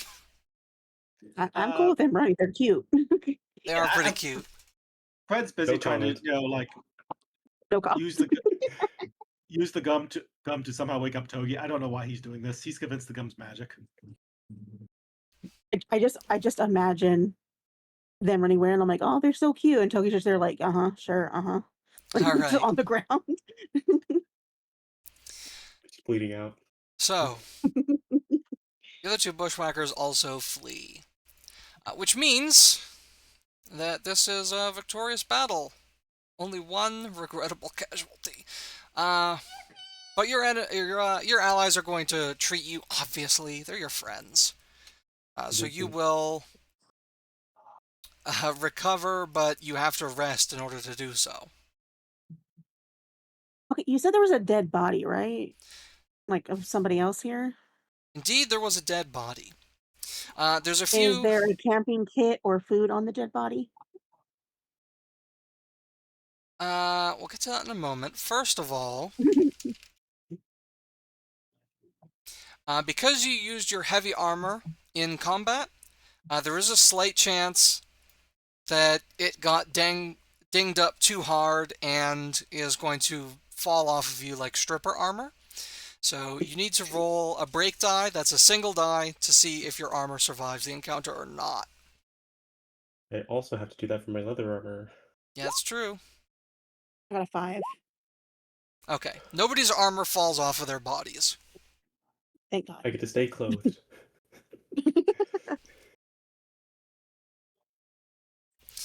Okay, so that's that. Next up, XP. Let me see. One, We got 50, I'm pretty sure. not quite that much. 60? Just 49. So, 400? the enemies are worth 11 XP. Oh, that's enough to level up. From that, we subtract the number of players in the party, which is 3, so we're looking at 8. And then everyone in the party also subtracts their level, so for each of you, that's going to be 7 XP from combat. As well, I'm just keeping track. Because you found one of the missing adventurers, that is a minor quest reward of 5 XP. And you also each get a Valor point. I tanked. You did tank. You're good. You tanked. So how many experience points in total? Total experience is 12, which is That's enough enough to for level up. y'all to level up. Yippee! So we're now level 2? You are now level 2. Wait, you said 12. That means we're level 3, doesn't it? Oh, wait, no, I read it wrong. Okay, I'm sorry. Yeah, no, it rolls over. So, XP level 2 is 5, so we deduct 5 from that. Fucking forgot. Giving us a 7. From that 12, which leaves you with 7 XP remaining. So it only costs 3 XP to reach level 3 now. Pretty close. I'm gonna go chase after them and try to kill one. No, I'm just kidding. You got XP for the ones that ran. So yes, what this gets you is your maximum HP and EP go up by 1 each, including our friend Togi, which actually is enough to get you back on your feet. So you're at 1. Yay! And you also gain 2 power points. You can spend power points when you rest in order to gain new powers, or you can save them to gain something more expensive later. Or you can get more maximum health and more maximum EP, whichever you want. Okay, so now I have 9 HP and 2 total EP. That means I can steal something. Okay, you said 2 power points? 2 power points. Okay.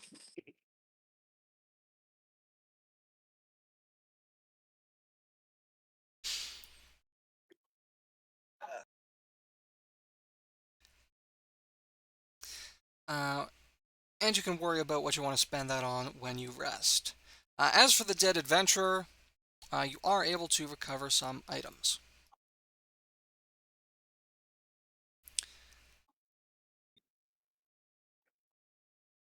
I'm just basically looking for camping equipment, food, and then perhaps a weapon of any kind. Unfortunately, it looks like probably most of what this person was carrying has been carried away. You do recall there was a group of 4 adventurers, so it looks like they already looted their friend, but they didn't get everything. The adventurer had a couple of things that were sort of secreted away for later. One is a ration, which includes a yummy piece of road cake. Not the kind that horses leave, but something that maybe this guy didn't want to share with the rest of his friends. And you also find that ring that you saw, which I will reveal to all of y'all now.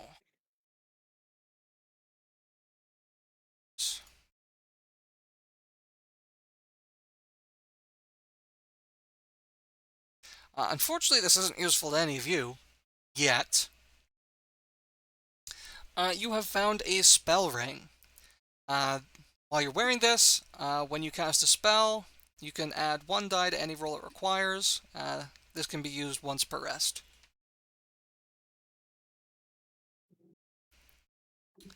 None of you at this time is a spellcaster, but for the price of 3 power points, you can learn a new power set, which could include spellcasting. So I'm basically gonna be next level. I'm basically gonna be casting fireballs. Fair warning. Awesome. Like I'm not. I have no idea where it even comes from. I'm just like cast a fireball. I'm like, wait, how long? How long has it been since you could do that? Like I could always do that. I just chose not to. All right. We've been at this for a couple of hours. This seems to me like a good time to take a quick break, go to the bathroom, get some water, whatever you need to do. I actually need to feed my cats, so they appreciate you. Yeah, and then we'll come back shortly, and we will finish the adventure. Sound good? Yep, sounds good.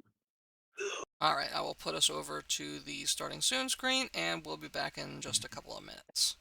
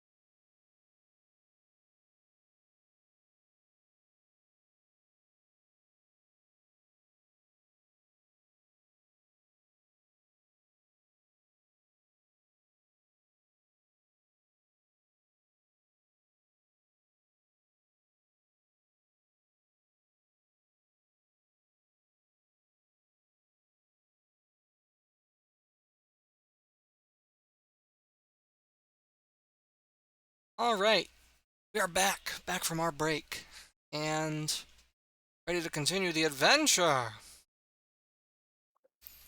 So, the fight against the bushwhackers was off to a rough start, particularly for Mhm. poor Togi. Can't We, confirm. Well, good thing we have a ration for everyone and a nice place to lay so we can like have both of those. yeah, you've got 2 fresh food and a ration, so you've got enough food for everybody for next time you rest. And because you leveled up, you are also able to recover a little bit of health for Togi, so you can continue on without needing to rest right away if you don't want to. And you also each got a Valor point, which I will explain. You can spend a Valor point in order to add prowess number of dice to any die roll that you make. So in this case, 1. But if you hold on your power points, save them up, and increase your prowess, then that can increase. Alternatively, you can save your Valor point and convert it to XP. And that happens when you rest. Because all your Valor points go away when you rest, turn into XP. And you get a new one for every combat or every major challenge that you overcome. They are to encourage you to keep going. Or encourage you to Wait, rest immediately. Whichever. does it give us 1 XP or does it like add to our maximum XP? Like which one do you mean? A Valor point converts into a number of XP equal to your current level, so they're worth 2 XP, Okay. which would not quite level you up again, but close. So yes, at this time you are standing in a clearing in the forest. We're back looking at our map here. You can choose to rest now, of course, or you could push your luck, carry on, and see what the future holds. What are you guys thinking?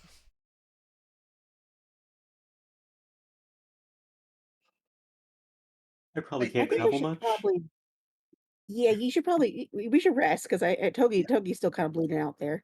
Mhm. Just slightly less. Yeah, Togi's a little bit concave at the moment, so Mhm. yeah, if you'd like to, you can rest here. As I said, you do have enough food for everybody, and you have safe resting conditions for 2 people from your camping kit. So 2 of you get full recovery, and Before we do rest, can I summon my monster? uh, you can if you want. It doesn't disappear unless I recall it, right? It disappears at the end of the scene. Uh, Ah, so you can summon your monster if you want, just for the emotional support. happens to keep watch. Emotional support monster. You want your monster to keep watch? Mhm. Mm, interesting. Yeah, I'd say that your monster will watch over 1 person, so that could be you. So if you end the day with enough EP left over to summon your monster, that would be 1 extra person who can rest safely. If you do that tonight, then all of you get full recovery. Eee. We should probably do that, yeah. Yeah, I'm doing that. Okay. So you set up your tent, and then you sleep underneath your furry friend. Yeah. So all of you gain 2 XP from converting your VP when you rest.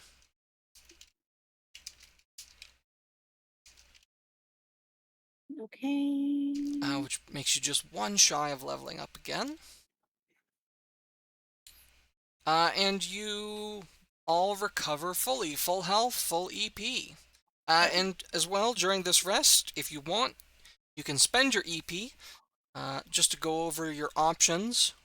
Or sorry, you can spend your power points, PP. Yeah, if you want to take We your have to spend our PP out, PP.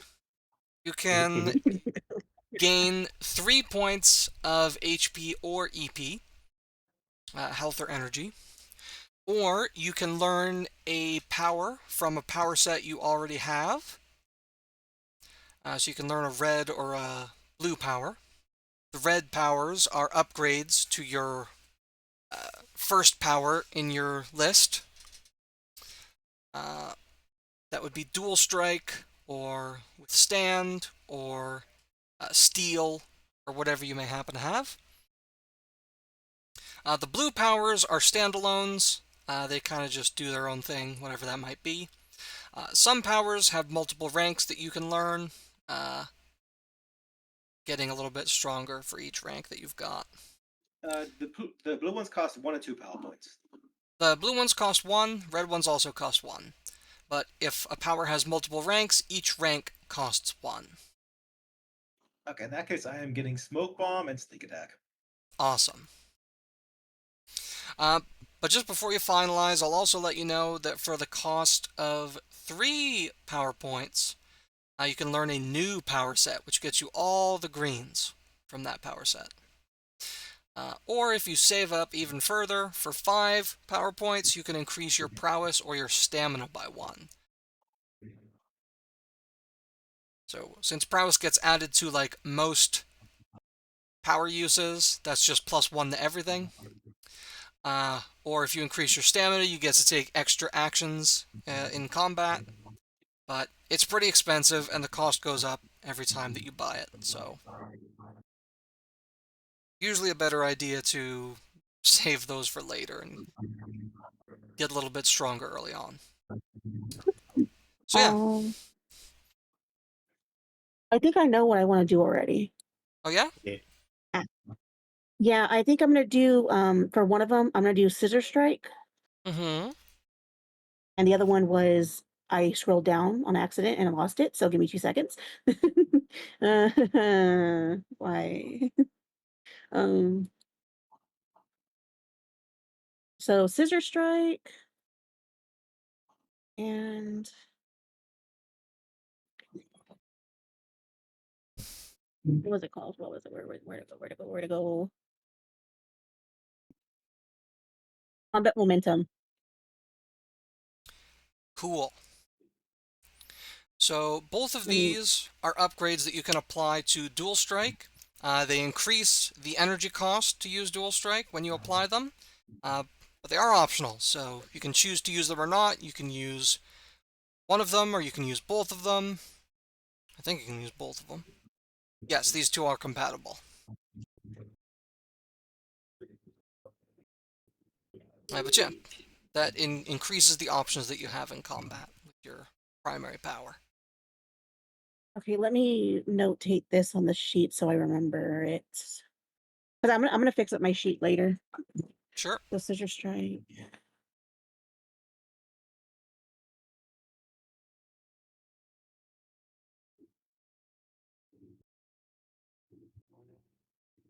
Gonna get Reach Out so I can heal at range. And save the other one. Sure. What I'm saving? Don't know what I'm saving it for, but I'm gonna save it. So I have lost all my PPs. No PP. Sad.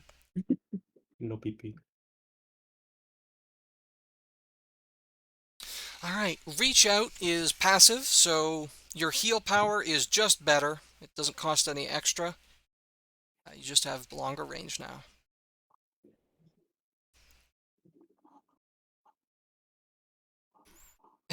Does that mean, is it safe to assume then that you're going to spend the rest of the game in the back row?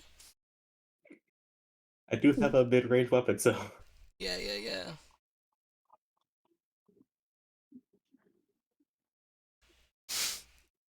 Face one, no PP. Thank you, Pix, for your color commentary. Okay. And Neko, you're good with what you said before? Your sneak Yeah, I attack got and Smoke smoke bomb? Bomb and I got Sneak Attack. I'm gonna throw Smoke Bomb and stab people with the spear.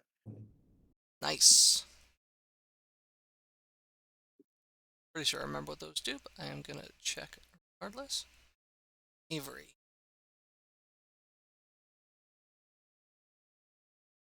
I think I probably need smoke bomb. There's plenty of cover in the woods, but just in case. Also, lets me shut the word smoke bomb. That's true. And then after that, you can shout the word sneak attack. Exactly. Okay, good stuff. You have rested, you've increased your powers, recovered to full health and energy, but the mission remains.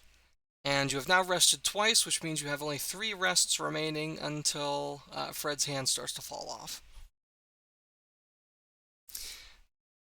So, as a reminder, you were traveling due east, in order to follow a trail that was marked for you. You are expecting to find more markers, but you have not encountered a second one yet. So go where you will. I think we're just going to go east again because that's where everything was. Sure. Yeah. Makes sense.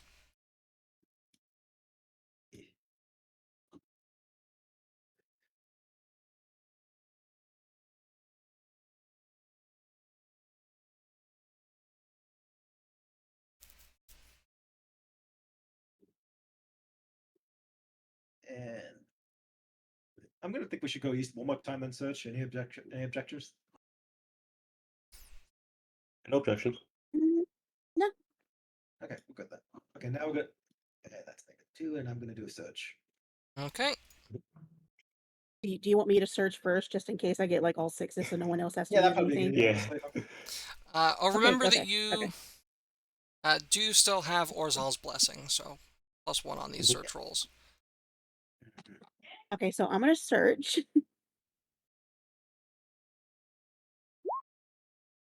There they Got are. 1 6. So I rolled 2 extra dice. 1, 2. Uh-huh. Okay. So already you're sitting at a 4. Is anyone else going to... You know what? Just to be a team player, I'm going to. Show of solidarity, then. Bring it up to 5. I have to take the ones so Murray doesn't get them. Okay. So with a 5... Good stuff, good stuff.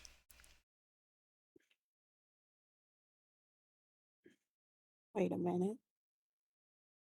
Also, I may or may not be drawing red. Awesome. I appreciate that. You are able I have a question. Do to... they have shoes on? I think They Fred wear would have shoes, shoes? yes. Yeah. Can if you want.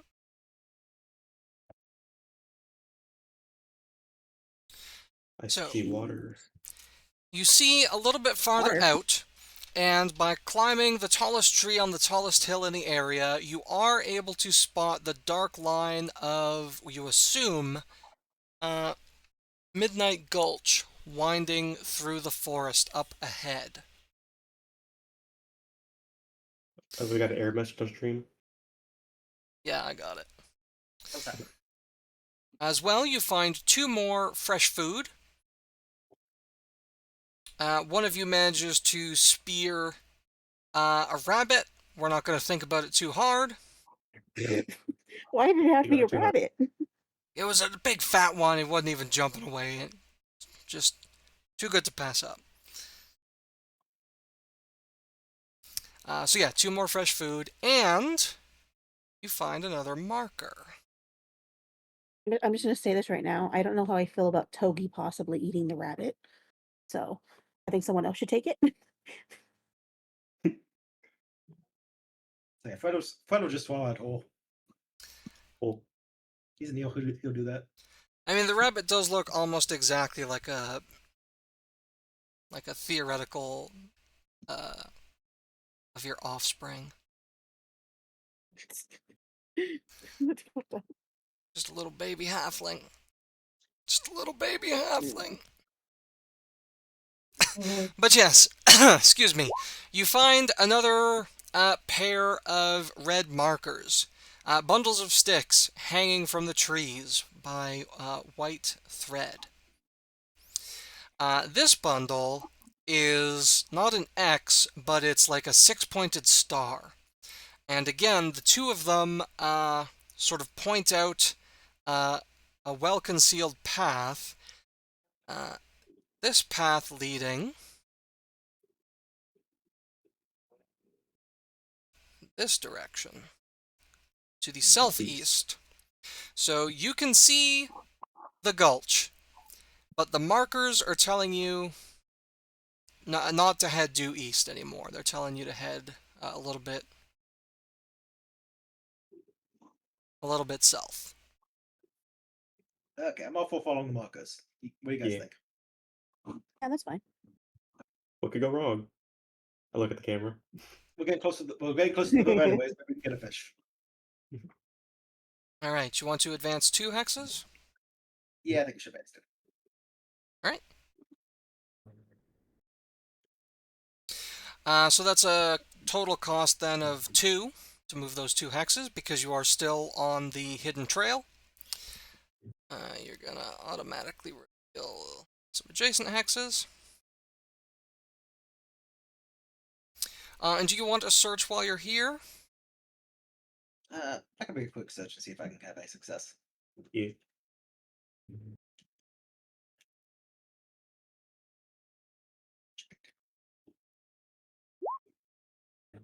I'm bad at this.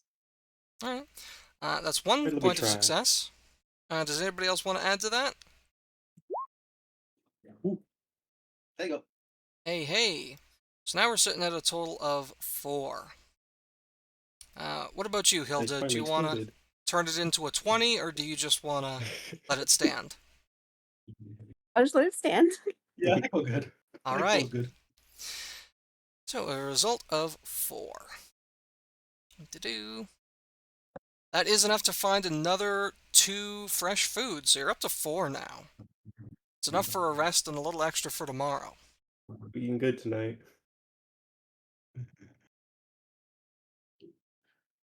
Okay.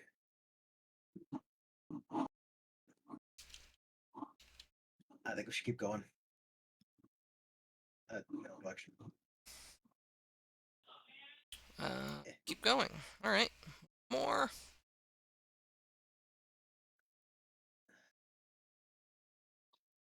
Okay, I'm gonna propose something. We go one more tile that way, and then you guys can do some fishing.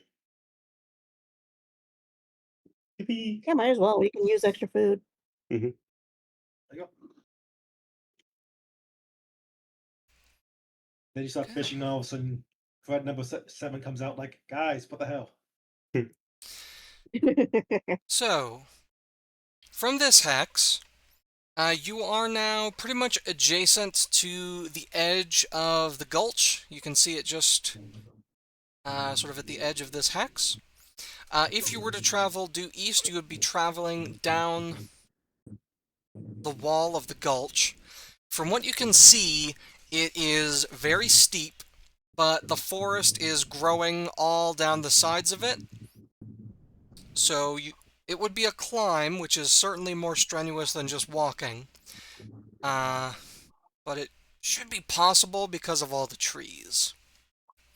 Heads up, entering the gulch, like crossing from the regular forest into the gulch, that costs 4. Cool. So, you can't fish from here. You would want to get into the gulch, assuming that there's water down there, which, reasonable assumption. Not least of all because it's blue on the frickin' map. Also, let me move the camera a little bit so I can see. There we go. Do you want to search? Do you want to just go for it, enter the gulch? What do you want to do? I'll search beforehand. All right. All right. I'll also go ahead and search. Ooh. 2, Oh, I didn't 2, get a 6 this time. 2. Something must be Okay. wrong. But it is a total of 6. That's the next best thing. So with that result, you find another 2 fresh food. Bringing you up to 6. Do keep an eye on how much you're able to carry. I'm pretty sure you have enough room now, but you can only carry 5 items. You can carry extra items if they are pocket size, but fresh food is not. Now you reveal 2 of us the hold 1 fresh food. surrounding area. Each of us hold 2 fresh food. Yeah. Sure.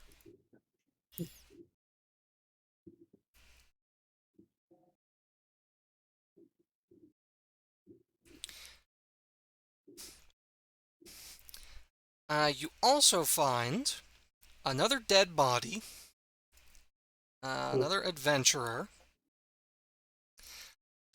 This one I'm gonna take a is copy. a halfling, a little cat halfling, who appears to have been scratched and or impaled on various points on her body, That's not good. and sort of laid to rest and covered up. It doesn't look like a permanent grave. It looks more like, well, we'll come back this way later sort of situation. And unfortunately, this halfling doesn't seem to have any useful items. She was picked over pretty well. The last thing that you find is another marker.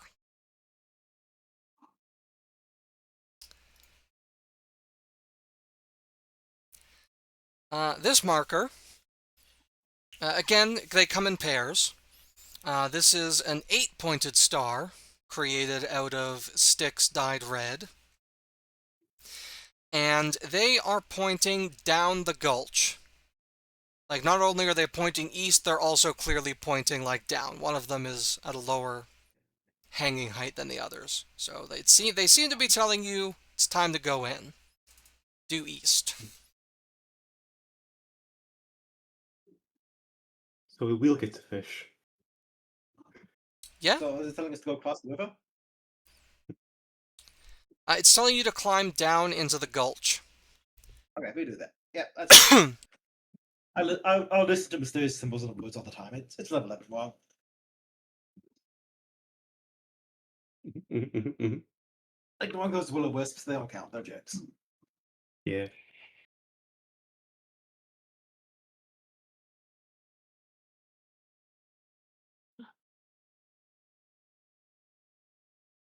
Time to go down. If everyone still has enough stamina. Yeah, do we? Going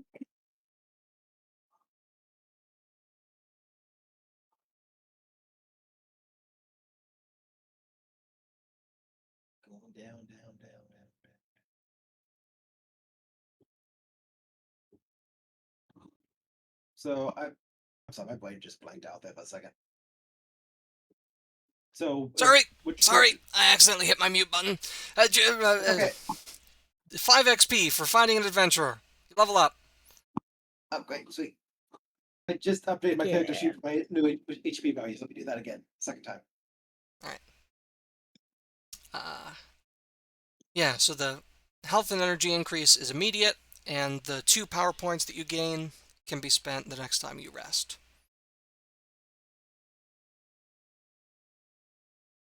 We got more PPs. More PP. The value of your PP is increased. Mm-hmm.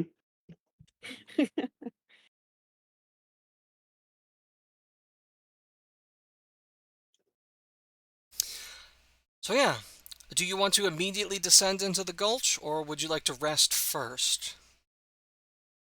You know how you have your game for an advertisement for your game, you should put increase your PP. Increase your PP!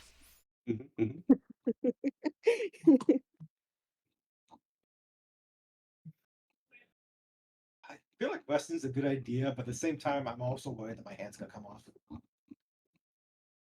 This would be your 3rd rest, leaving you with only 2 more. Yeah, I'm gonna be honest. I'm gonna. What do you guys think? Because like I'm biased because I like having two hands.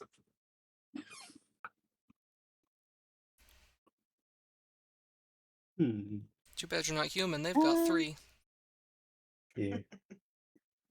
I mean, we haven't really lost any health points, right? Like, Well, Just unless from we pretty take much away that. exploring. health points. Yeah. Mhm. Yeah. And I think it's at 9 right now. Anyways.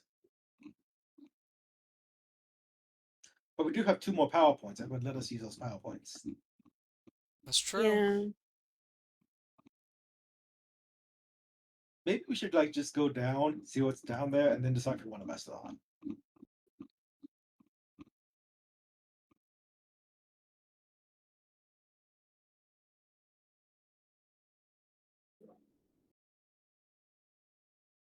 I mean, yeah, we can go see we can go see what's over there.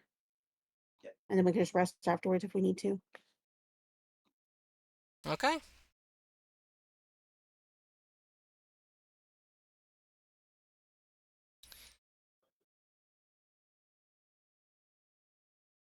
All right. You begin the long descent down the side of Midnight Gulch. As I said, the trees are growing down both sides, so you're not surprised looking over the edge from the top that you are unable to see the bottom. But as you start to climb down,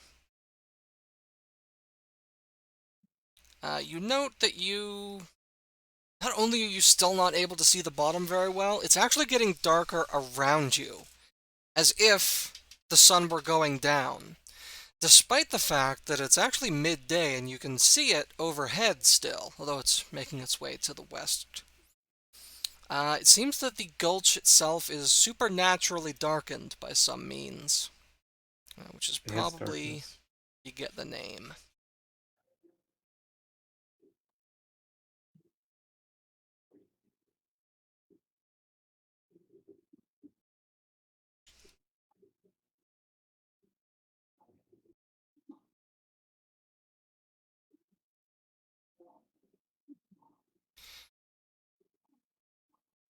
As you are partway down,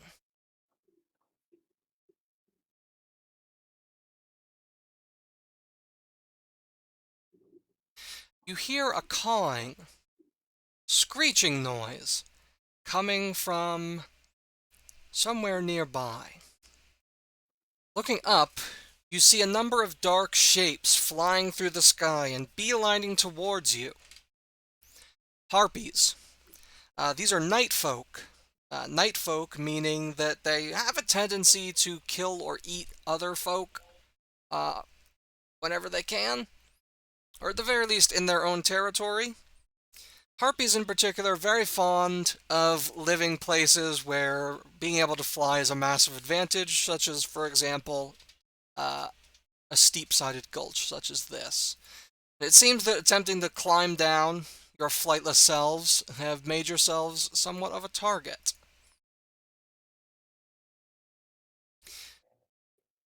So, fighting again. I offered them some gum with them as a peace offering. We've got a new global zone power in effect for this combat. It's a doozy.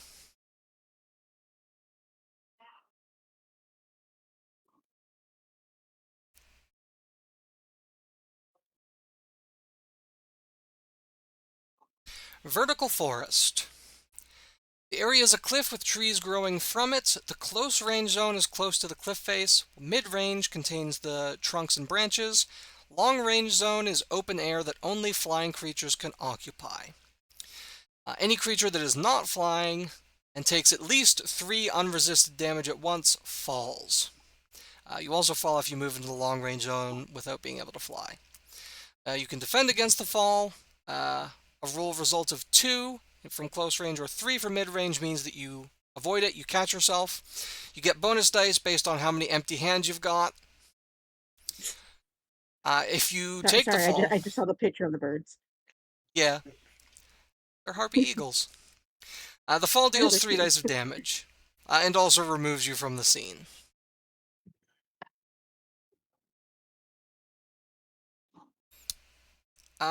Yeah, so that's something. Hmm. Remember to adjust your health and energy to your current values. I should be good on that. Fortunately, since you heard these guys coming, they have not ambushed you, which means that players get to act first. I'm going to support Aftergrove acting first because he didn't get to act at all last time. Yeah. Reasonable. Only problem is I can't really do much from long range enemies. Well, you could summon your pet and just show it off. But guys, look at this fight I made. But he might fall. He's just a little guy. He's just a little guy. Mhm. Hmm. Could advance, but it's a bit of a risk.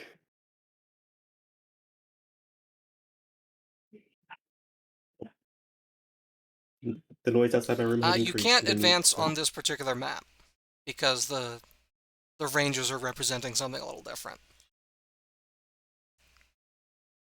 Yeah.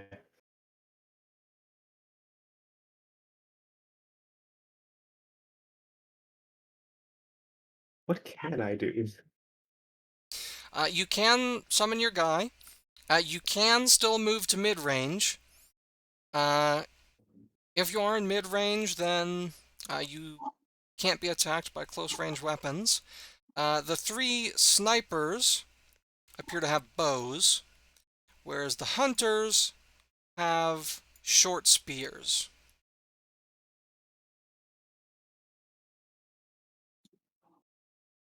Oh wait, no, sorry, the hunters are unarmed, actually. I forgot that I took that away from them during an edit. Yeah, so 5 of these 8 enemies only have their talons as weapons. So if you go to mid-range, they actually can't hurt you, because you're just concealed among the branches. But if you're at the cliff face, then there's enough bare places that they can reach you and attack. Yeah, it's probably moved to mid range. Sure.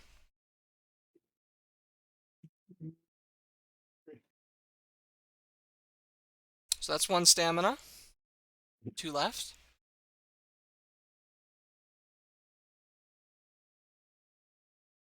But I risk summoning him. What could go wrong? What could go wrong?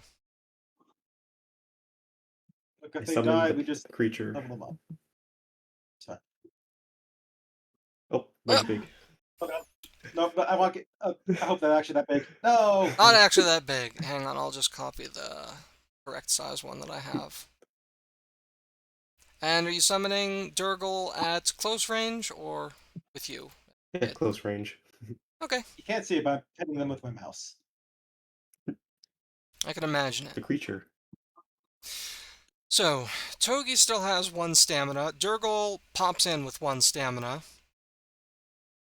Do you want to spend either of these, or would you like to just bank them for defending?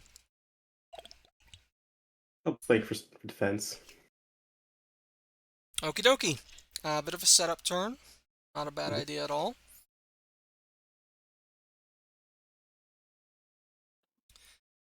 Let's see. One of the hunters is going to act first.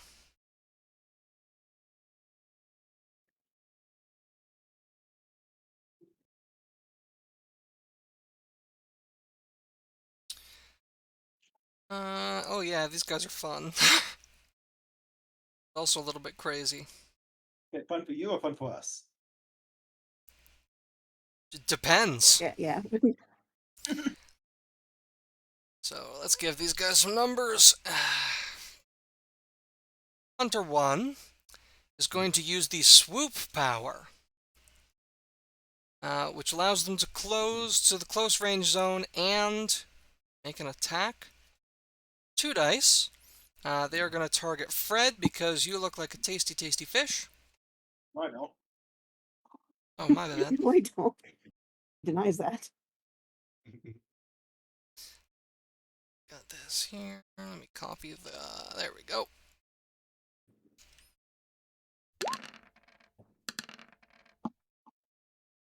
Alright. That balances out to 2 successes. However, Fred, you're wearing a helmet. If you would like to use your helmet, you can prevent that 6 from exploding, which would knock it down to just 1 damage. You know, yeah, I'm gonna do that. Okay? I got my Because stone magic helmet. because you have used your helmet, you have to roll a break die to see if it gets knocked off or dented or whatever. Yeah, you're fine. The helmet remains. And you take only 1 point of damage. Don't I have 1 stamina I can use to reduce that? Oh, you do. So if well. you want to try to resist further, you can do that. I should also will. And I'm going to use withstand with that because I might as well. There's no reason not to. Yep, 2 dice. Okay. I'm on hard.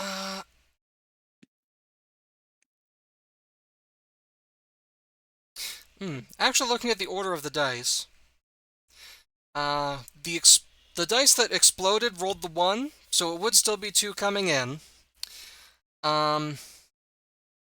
So if your helmet had broken, I would walk that back at this time.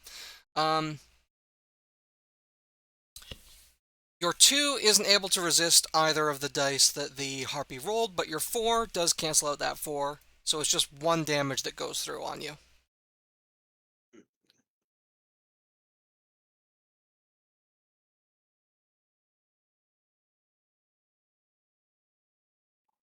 Ow.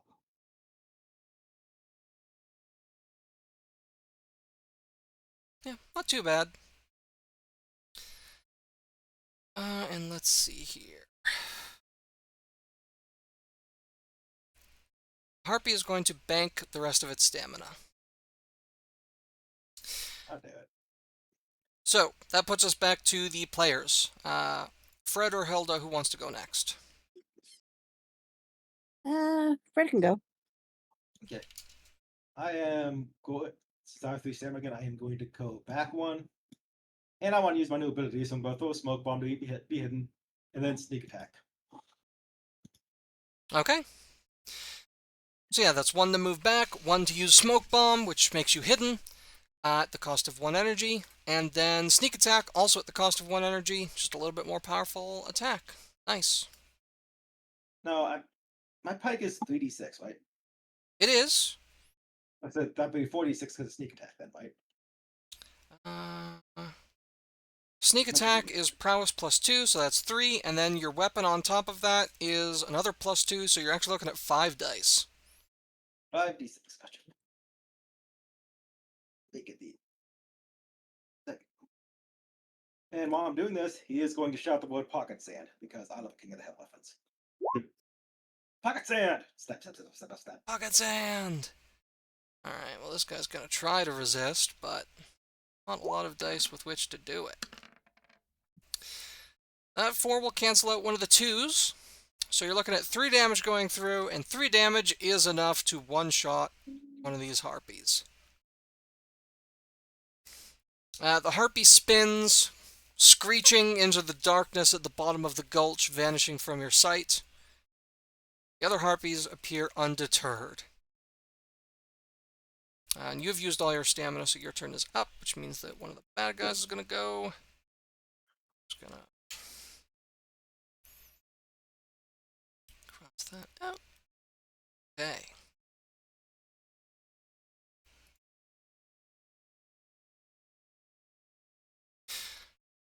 Who wants to go next? I'm going to have one of the snipers go.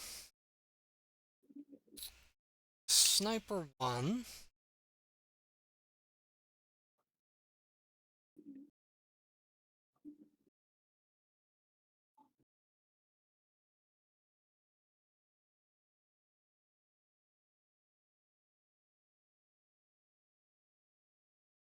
going to use a special attack, Pin Down.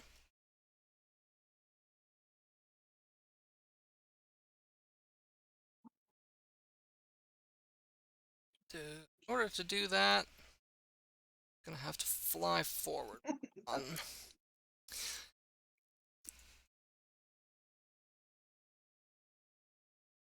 And attempts to pin Hilda in place so that she is forced to remain at close range.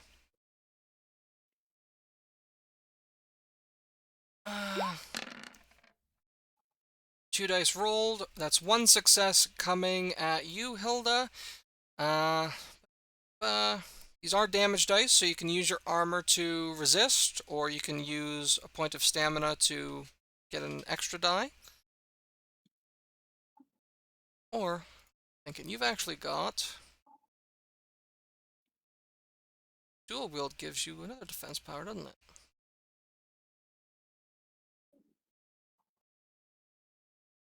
You do have dual block. If you've got a weapon in each hand, you can use your weapons, which gives you a total of 3 dice. And you can add your armor on top of that if you want. So what are you thinking? Do you want to just let it happen? Do you want to risk your armor? Or do you want to try to actively defend against it?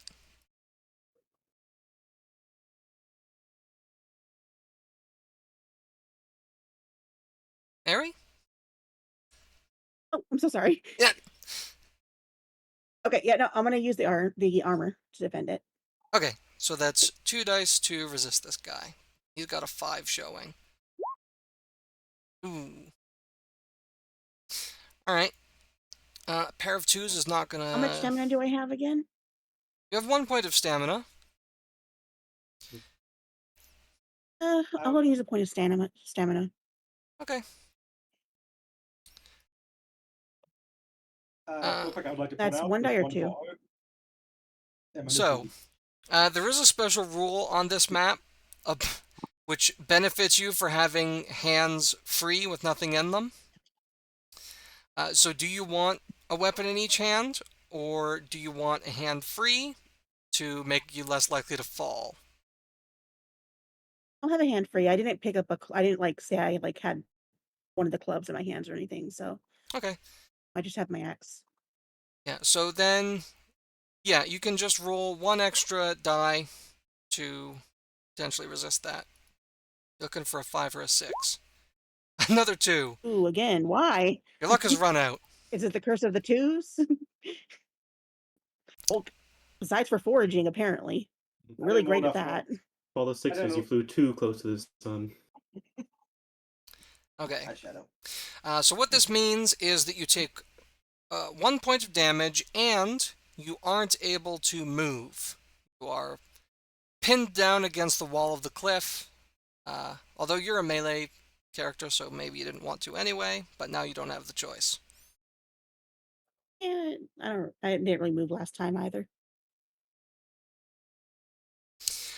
And that's it for Sniper 1, so you can go ahead and take your turn. Well, I don't think I can like hit anyone anyways, right? Currently, least- there's nobody in range of your melee weapons. A club can be thrown at mid-range if you want to bonk that sniper.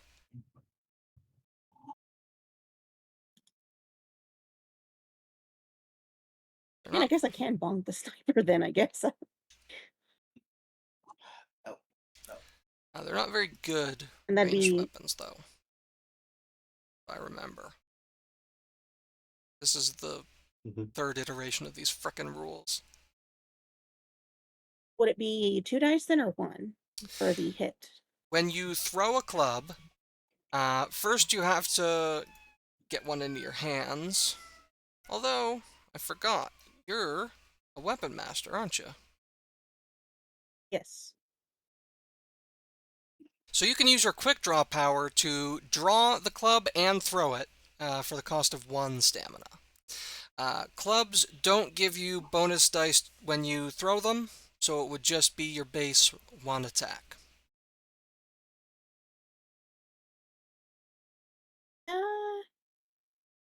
I'll go ahead and bonk it. Alright. Clear 1 die. Okay. Sniper, don't believe has any armor. Nope. And used all of their stamina, so 1 damage goes through. Bonk.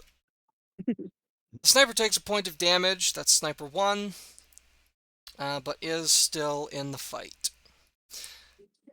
I do like how they like naturally look confused. So it's like, why did they throw a club at me? They just look kind of like, Bagar! Alright, Okay, I have 2 more stamina. Let you me have 2 see. stamina left. I'm checking out my powers, see what I got. Anything that's useful right now.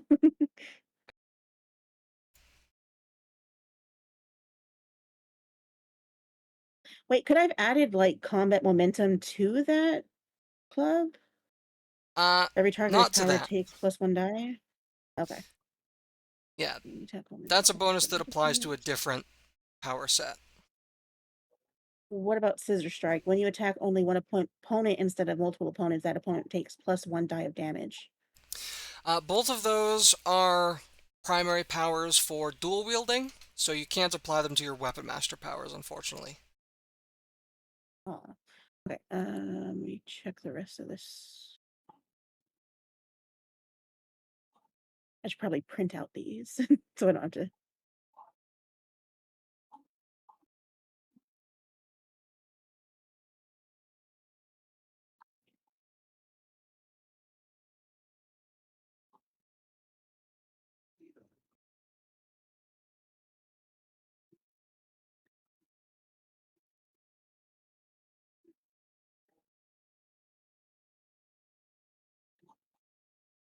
Yeah, with the power sets that you've got, there's not a whole lot else to be done at this time. But if you do nothing else on your turn, that does leave you with 2 dice left to defend yourself. And currently, you're the only target available for the melee harpies. Okay, yeah, that works then. Yeah. Yeah, so it's not the worst situation at all. Okay, then that sends us back over to the enemies. Harpy number 2 is going to do a swoop on Hilda.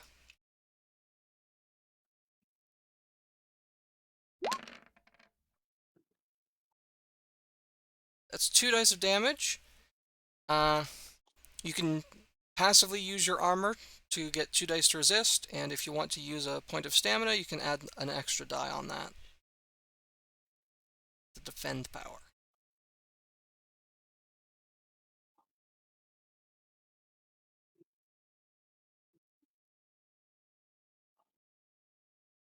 Shut up, shut up. Ari, are you muted again? Yeah, I apologize. My son came in the room. Oh, no Okay, so worries. what happened? I apologize. One of the harpies swooped at you. There's 2 Okay. damage coming in. You can passively use your armor, and if you want to use a stamina, you can add an extra die. So 2 dice or 3 dice.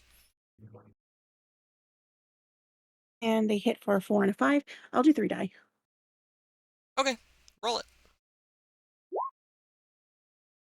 Ooh. Alright, you are able to cancel the 4, which brings it down to 1 damage. But yeah, 1 damage goes through. Okay. No. Not Use yet. that. You are not Alright. taking my keyboard away from me.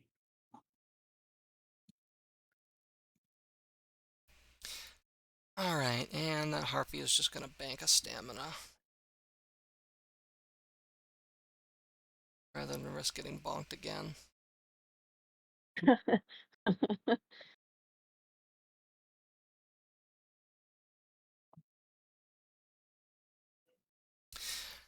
We pass back to the players. However, oddly, none of you gets to act. Instead, a barely visible silvery thread flies up from somewhere below you in the darkness at the bottom of the gulch, snags one of the harpy snipers, and drags them down into the darkness. Okay. I'm just gonna me look at Toby and be like, Toby, and like, is that you? Did you do that? I did not do that. I don't know what that is. Oh, is that Hilda? No, Also, no, it wasn't. Must have been me then. I'm awesome. Wait to fight. Yeah, Neko mentioned earlier us having like a color palette. I didn't realize that actually until he mentioned it. yeah. Fred's not very smart, I should mention. He's not smart. All right. That passes us back to the enemies. Hunter number 3 is also going to swoop at Hilda. Another 2 dice. Oof, bad roll. That's 1 point of damage Okay. headed for you. It's only a 2. You can passively roll 2 dice, or you can use stamina to roll 3. I'm gonna cuddle you now. Shit.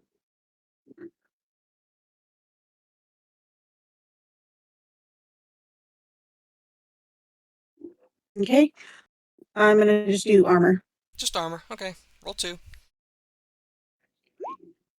Ugh! Oh shit. Okay. Have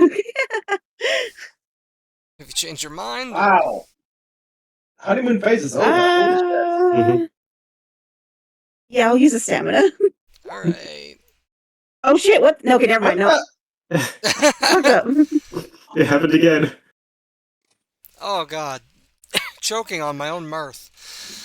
I'm gonna refresh my screen. I don't know if that not that it helps anything, but I'm gonna do it anyways. Couldn't Nice. hurt. So yeah, that's You're another making me question whether I should go grab actual dice. another 1 point of damage hitting Hilda. It does add up. You gotta be careful. But with that harpy also banking a point of stamina to defend with, that this time does put us back to the players. So all 3 of you have acted, so any of you can choose to take your turn now. Time for me to make my first attack. Yes, Yeah! I have shuffled. That's another nice. And by that, I have Durgle do it instead. All right. Yeah, Dougal. We're good, puppy. Whatever you want. Mhm. I don't know anything. Really interesting. Can't have the monster use power, right? Yeah, Durgle is able to, a few times per scene, do just a more powerful attack. I might as well use it now. As well. Got that much health. Monstrous strength.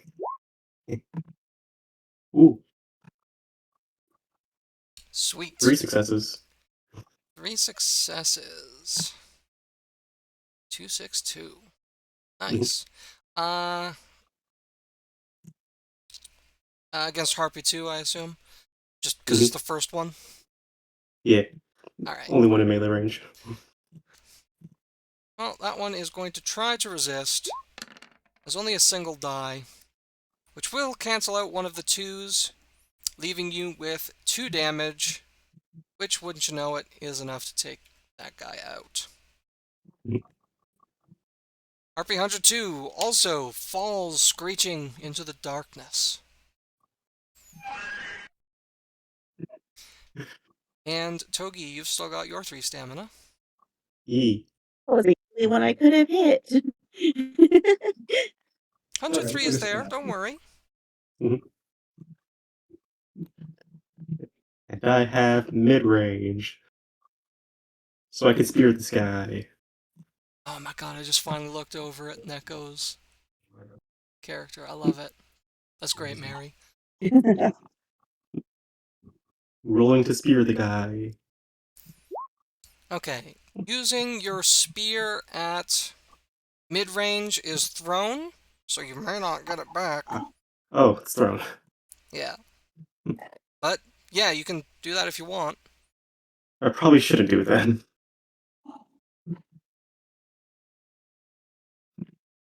Okay, up to you. Hmm. Uh, yeah, otherwise, you have your healing powers available to you. Unfortunately, I don't have enough EP for that.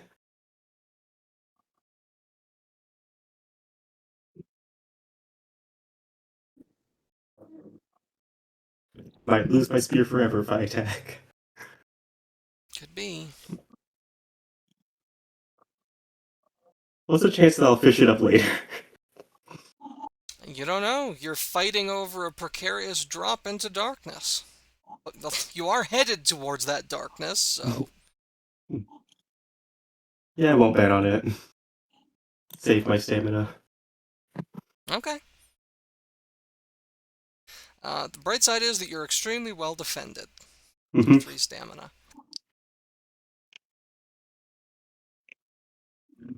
Okay.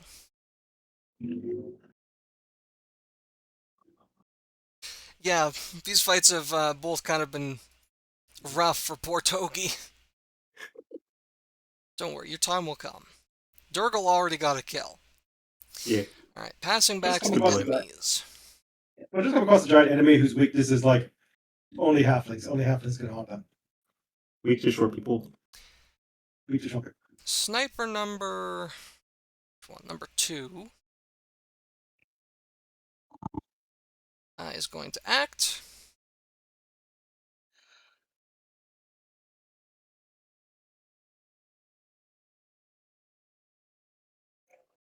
And he's just gonna shoot at the uppity little halfling that's not been eaten yet, because halflings are delicious. All predators know. An attack with the bow.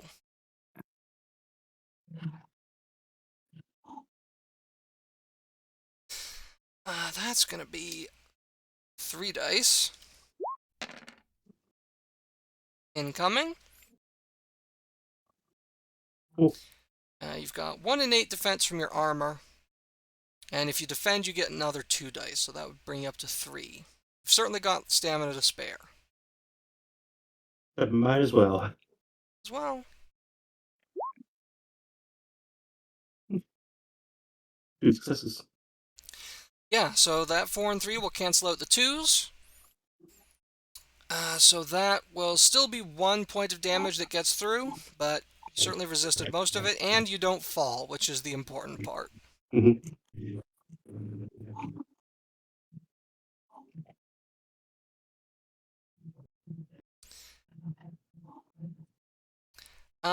Unfortunately, that sniper is a dingus, and is going to do it again. Cool. So another 3 damage headed for you. Hey, do it again. Okay. Well, unfortunately, with 4s and 3s, the only die, the incoming die that you're able to cancel is the 2, which means that 2 damage goes through, which puts you pretty low, but that's not enough to make you fall. So, it's not the worst case scenario. And Sniper 2 has now acted, which passes back to the players. Fred or Hilda, who wants to go? I think it's my turn. I'm not sure. Well, you Yeah, guys because get to pick. we've kind of been going after Grove, Neko, and then me. Yeah. So can I hit that harpy in the middle? You sure On mid-range can. weapon. Sniper 1. Or Okay. Hunter 3. Not sure which one you meant. The one. This one. I'm exploding on. Something Alright. out of me.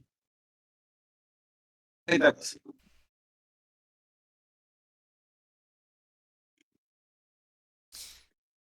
So, yeah. 6. How?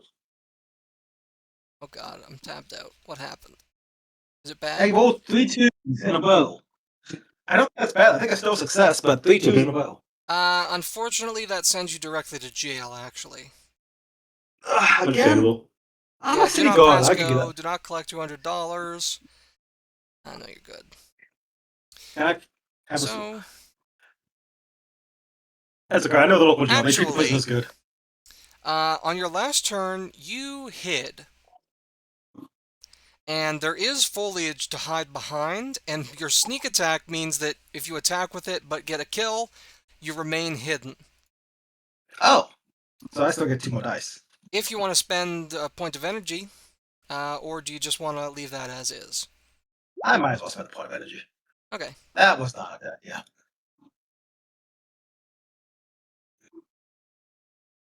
Okay. Well, that guy can't resist and doesn't have any armor, so I'm rolling badly so that Hilda can roll more 6s. that's a dead bird. Oh, it's dead anyway. Never mind. That means I'm still hidden. You are still hidden. These poor, I feel almost sorry for them. They're getting dragged down into the canyon below. They don't know what's hitting them. Something in the shadows is stabbing them constantly. Yeah. Well, you still have 2 stamina left, and Harpy Hunter 3 is still in range. Okay, I'm gonna attack. Hold. I'm not gonna. I'm just gonna use a wake attack this time. Ooh, Okay. hell's Save that? the energy. Yeah, no. We're probably gonna mess after this, but let's go back to Just the push cap. it. I'd say, do you want to bring the enemies towards us? That Harpy's gonna try to resist. I think it also knows that we can't do advance in this particular battle. Correct. Yeah.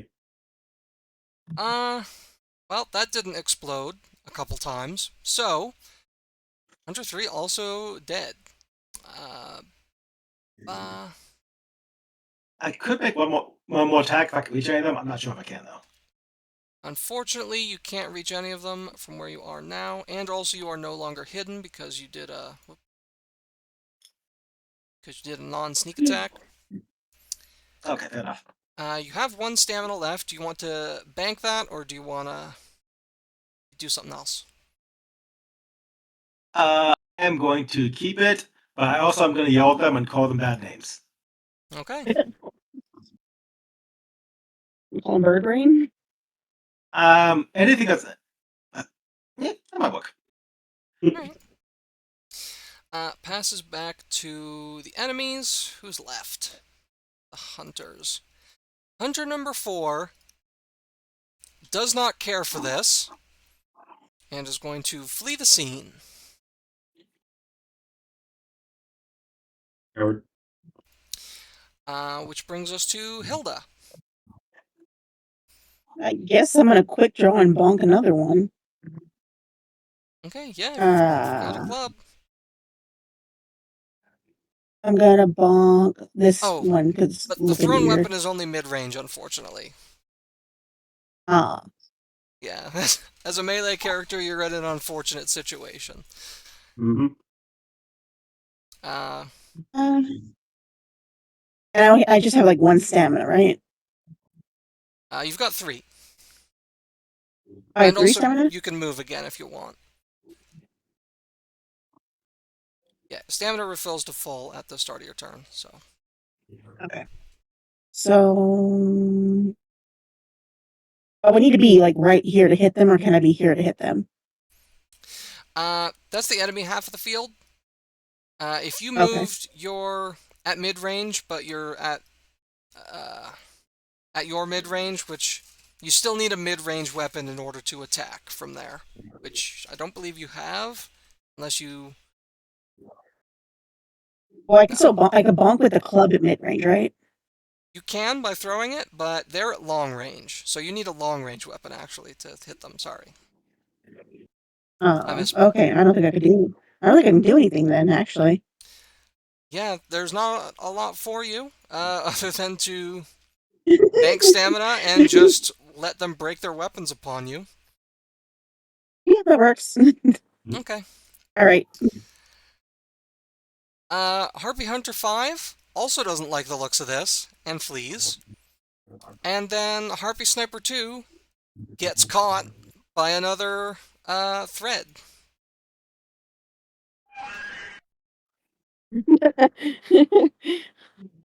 I like to imagine that one watching the other one leave, like, oh, we're leaving, and then just like, oh. Yeah. Like, oh, not that one. So, another glorious victory. Let me consult my notes for the XP. Ooh. Yes, well done, everybody. I did. I bunked one of them with a club. Yay. You tanked. I've done a lot of stabbing. Just like I did last round. That's good. That's 11 XP from the enemies, minus 3 for the number of characters, not counting Durgle. So that's 8 XP minus level, 6 XP earned from that fight, and 1 VP. I am petting Durgle, for the record. I moved to also pet Nurgle. Everybody it's pets awesome. Durgle. Then Durgle disappears. But This is going to cause Fred to cry out in pain, thinking that he killed it. I you killed pet too it! hard! Oh, he'll be back. He'll be back. It happened again! Oh, okay, good. Yeah, and Yeah. Togi, you do recover 2 energy from that because of your other power.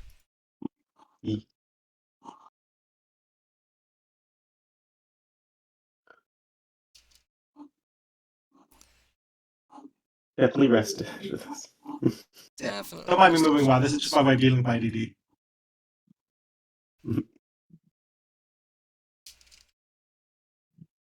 Mine is by drawing. That's a good Yeah. method. Yeah, I do. I draw as well. I'll be placing pixels. I need to start my drawing tablet someday. As you can tell from this I pic, draw- from this token, I'm an excellent artist.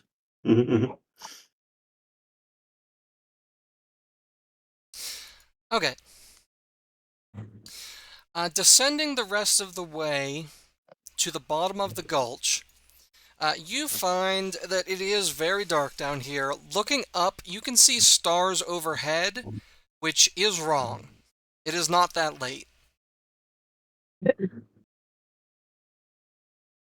Fred does not have good time sense, so he does think it's that late.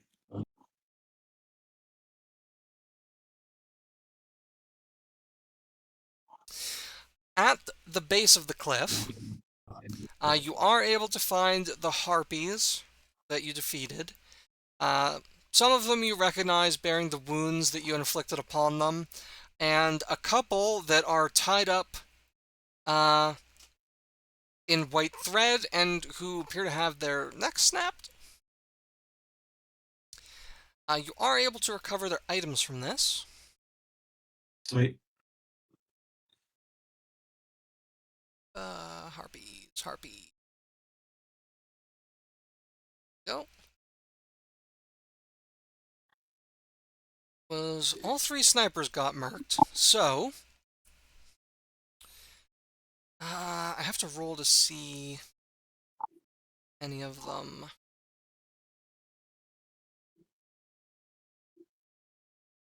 broke their shit. Oh yeah, I was gonna do that.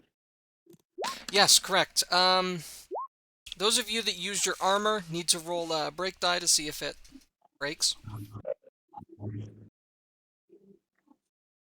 So that means Hilda. There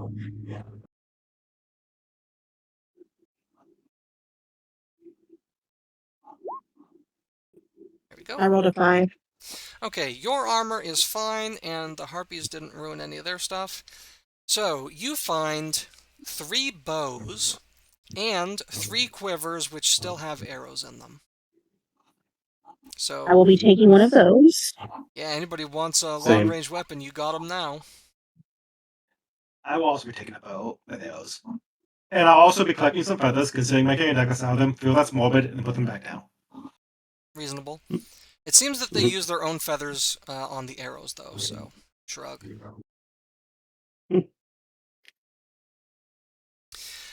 The bottom of the gulch is flooded. So this is good news for you, Fred, because you are better in the water. I think I And the sink. rest of us have rods. Yeah, Hilda, you're like... Your head and shoulders are kind of poking up out of the water, and Togi, you're kind of having to swim a little bit. It's not too deep. But if you don't swim, it'll just be your ears. Which is cute, but probably bad. Yeah. Not good for breathing.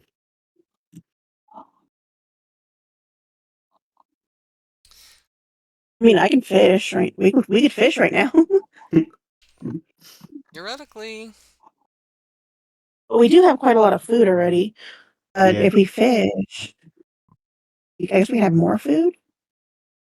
I also Maybe think we one of should us save the fish. energy until we can get to a place where we could actually rest. Okay, I'm gonna make a suggestion. Some of us get food, some of us search. Like, Fred can't fish anyways because he doesn't have a pole, so he can just search, keep looking around. As you are debating this, you see movement from one of the trees that grows up out of the water in a slightly shallower spot. A large shape descends down, not entering the water, but sort of clinging to the trunk of the tree with 4 legs and 1 hand out of 4. An 8-legged creature with 2 large black eyes and a number of smaller beady ones, and 2 large furry mandibles extending down from its head. Fred's gonna wave at it and say hi. An ogre, also night folk, known to eat people. But this one is not immediately aggressive. As a matter of fact, it speaks. Does it sound like Shrek from Shrek? No. Oh, well, I don't like that Point. anymore. You are mighty warriors who fought the harpies and did not flee and did not fail. I see my vow upon you. And the ogre points at you, Fred. Fred's gonna be like, is this about my swear to not let people steal sweet balls anymore?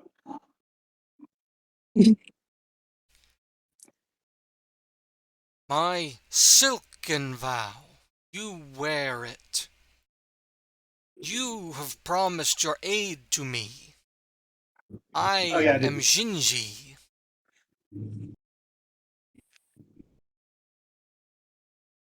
That works. This thing's really tight. Do you want some gum? Is that what you need? I've had this gum for a long time. I'm trying to figure out what to do with it. If you don't need it, I'm just gonna chew it. I have need of your assistance. He chews the gum while he listens. My home has been invaded by a creature. Horrible creature. It stalks the halls. It strikes and attacks any that it sees. I dare not face it, for I have my daughter to care for. Oh, that's sweet. But you have sworn your aid to me. And she points at the band tightening on your wrist. Ow. You will destroy this invading creature, and I your also vow have a will dog. be fulfilled. That sounds good, but we need to take a nap first. Yeah, we should all rest first and eat. They're pretty Also, I don't have a tired. dog. Yeah. Also, I don't have a daughter, so that's another bonus here. Just You saying. may rest here, outside my lair. I will find for you a dry place, and I will keep watch for the creatures of the Gulch. You will be safe here. That sounds cool. Good. And then tomorrow you fulfill your vow.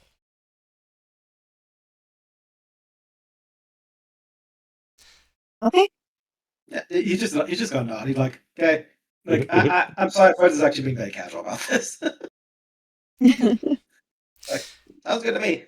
So Yeah. you found Jinji, who you were told to find. Circumstances are a little bit unusual, but it seems that she is willing to be friendly, to play nice, and even to help you out a little bit. You have a safe place to rest because Jinji finds you a rise in the gulch, a little bit of a dry spot. Not that Fred is bothered by the water. You can rest underwater if you want. Just take a nap.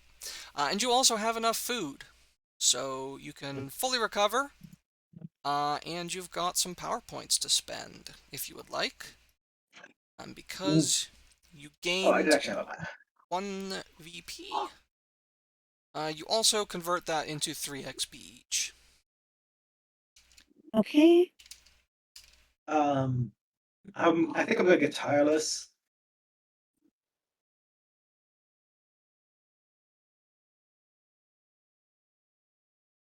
Wait, no, I don't think it's gonna come in handy because I actually do have enough stuff. Shoot. Does my helmet count as armor? Does it have the armor key? Take a look. It's listed on the armor, so I'm imagining it does, but I just want to double check. What matters is Does have it. Yes, it does have the armor key. So in the helmet entry, the word armor, the first time it appears, is bolded with square brackets. So yes, that is armor. Okay. If I increase my sneak attack, is that gonna increase the cost? Well, sneak attack is a ranked power. So if you have 2 ranks of sneak attack, when you use it, you can choose how many ranks to apply. You can spend 1 energy to use it at its base value, or you can spend 2 energy to give it a little bit of a boost. Oh, okay, that's how that works. Okay. Yep, it's versatile.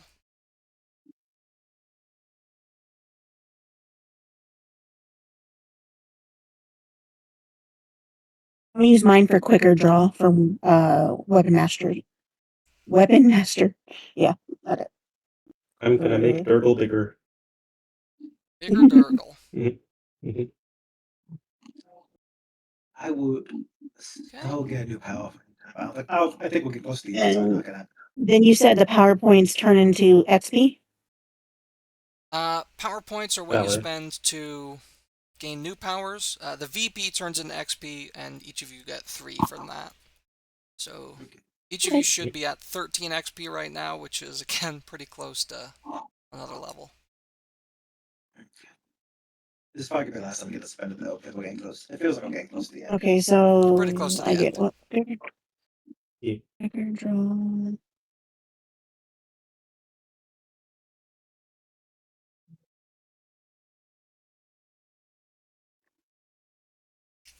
Then I guess unexpected will be my other one. Okay.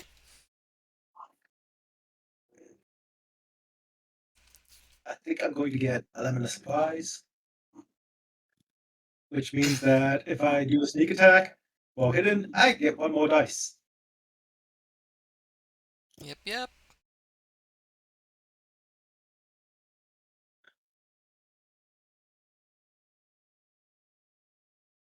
And let's see. Okay.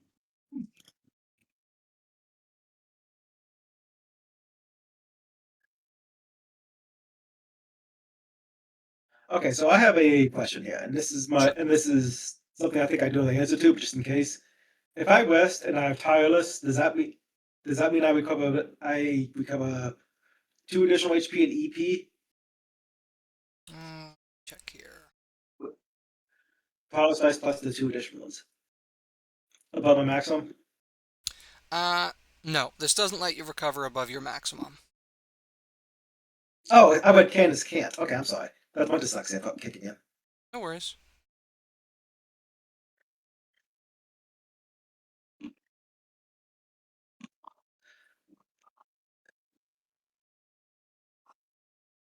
Oh, honey, thank you. Additionally, if either of you want to use your fishing rods while you rest, you can. Fishing rod gives you a rest power, which gives you a chance to get some extra food. Yeah, I'll go ahead and do Got enough that. stamina for it. Each rest power can only be used once per rest, but each of you can use it once per rest. So yeah, Mhm. it lets you roll 2 dice, and for every 2 successes, you catch fresh food. 2 little fishies. All right. I'm gonna get all my mastery too. That looks good. Yeah. Hey, Shadow, All please move, right. honey. I can't see what I'm doing. Okay, so each of you get another fresh food to replace the one that you've eaten. Jinji approves of your use of thread in the catching of a fish. Oh, also at this, I am going to go to Junji and give them my really cool walk, which is literally just a big diamond. Says, "Here, this is for your daughter." Kids love really cool walks. Yes, they do. When my lair is returned to me, this will be well added to my collection. You have I my found gratitude. I found it in a trash can. Please enjoy it. Walks away. One of these days, I will up here a serious character. I swear I will. Why did you put that in a trash can? Jinji is just kind of hanging upside down from a tree branch and just admiring the shiny rock. Again, I can do serious characters. I just usually don't. Just usually don't. It is possible. Alright. Is everybody sorted out with your spending power points, new powers, all that? Yeah, I got my PowerPoint spent. Okay. And I would say something, but I seem to always pick violent characters, so I can't say anything about that. One of these days, we just have an entire campaign where everyone plays against type. Mhm. Yeah, ever since I first started playing Baldur's Gate 1, I always pick barbarians for They're everything. fun. It They're is They very fun. are. fun. You just get to hit a bunch of things. So, after your rest, following which the sun does not rise, you can still see darkness and stars overhead. Yeah, hello, Sorry. Pix. Shinji will lead you to her lair, which is nearby in the same hex, so you don't need to worry about that. Just plonk the lair down right here. Doesn't look like much, it is a wobbly triangle.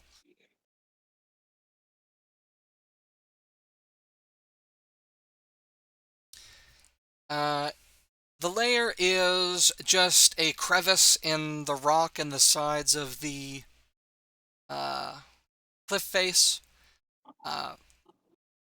Pretty well hidden by the trees growing down, draping over it.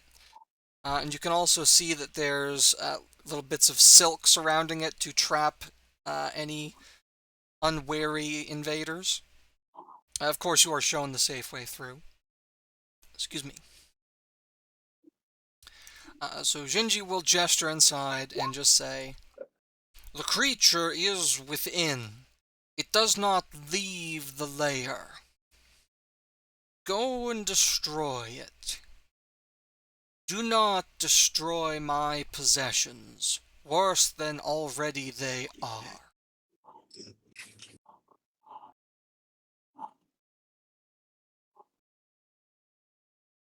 All right. Got it.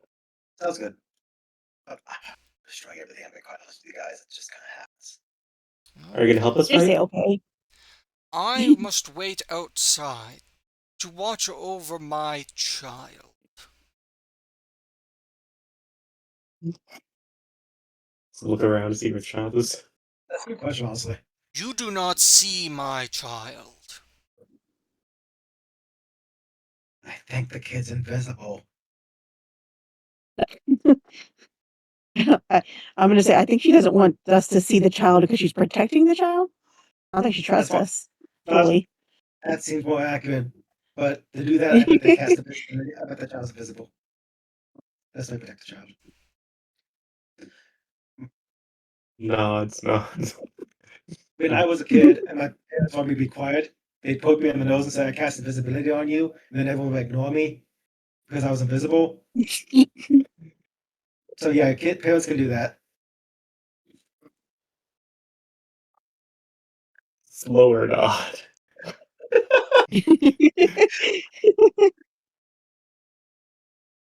Oh boy.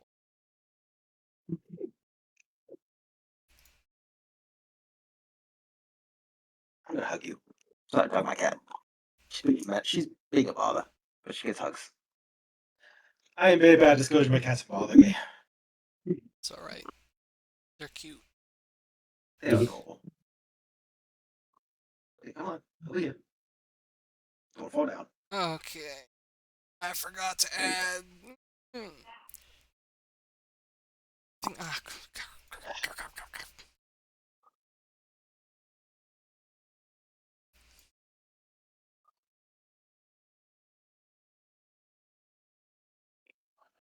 He forgot to add indescribable noises.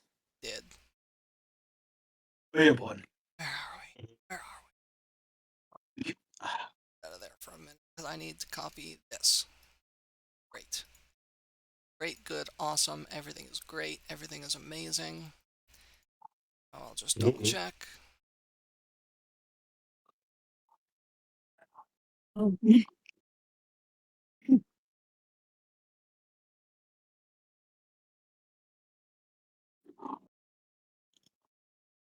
I know what's wrong, I think. Nope, not that. I know what's wrong, I think. Ta-da! Now, everything is awesome. Correct? Yeah. Alright. The inside of the layer. Can everybody see something on the map? Yep. 1 second, Mike. Yep, Shadow. I see something. Move. I see it. Yes. Move. Move, Yay, move, first move, try! move. Sorry. Talking to my cat. I swear. So, this is a very simple crawl. I promise. It'll be quick. The inside of Jinji's lair is a rough, damp cave.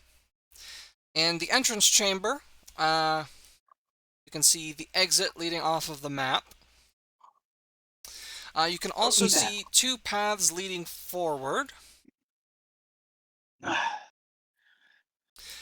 one to the east visibly descends into darkness. It is dark in this area. Where are we? This anymore. Darkness.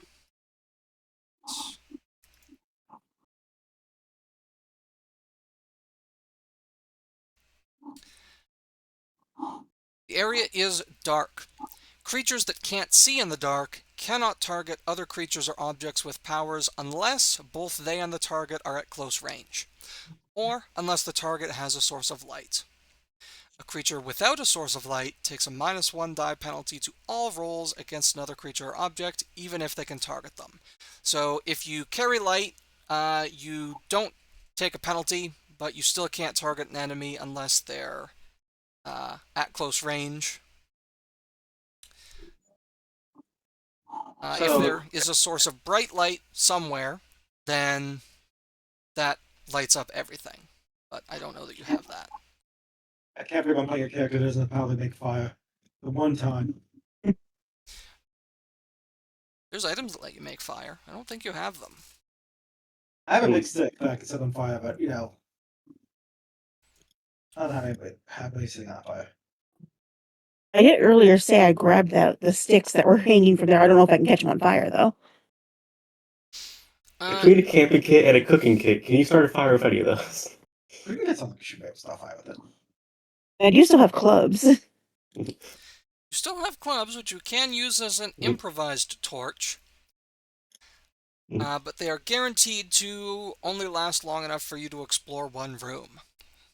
I also have my big stick. Mhm. A really cool stick.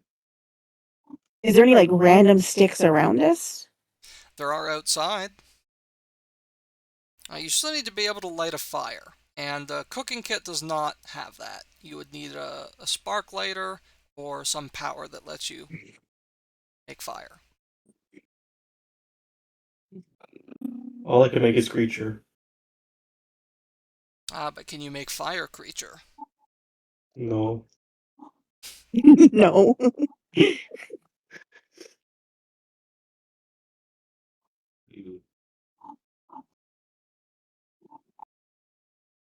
Does the creature have dark vision? I don't know. No. Nope. So basically, Yeah. guys, the one dog. Sounds awesome. Yeah, stumbling around in the dark. Using spear as walking stick. Spear's walking stick. And I got that's wait. This is perfect for my really cool stick. So yeah, I tell you what, this interior area runs kind of similarly to the hex crawl. You can move, you can explore an area. You don't need to expend energy or health to explore here or to move.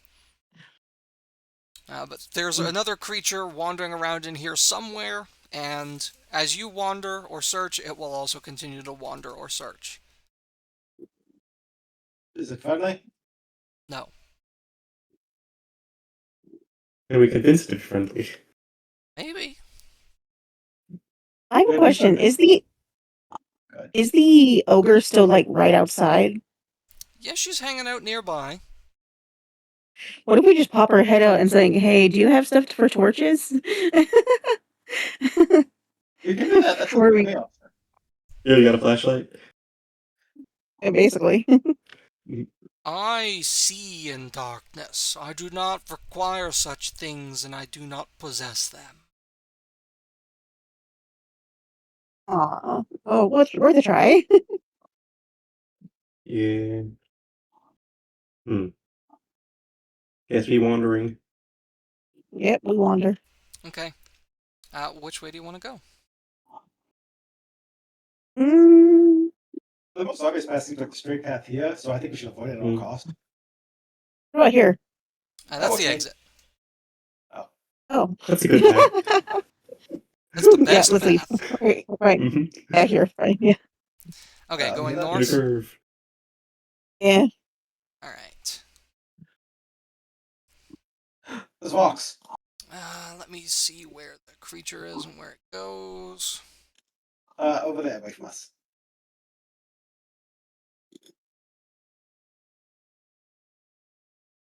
Starts here. Okay.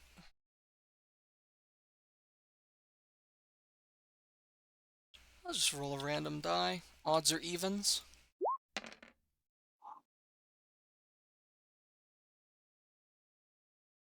Okay, well, that was quick. A creature lurches out of the eastern path as you enter this room. We're good at this.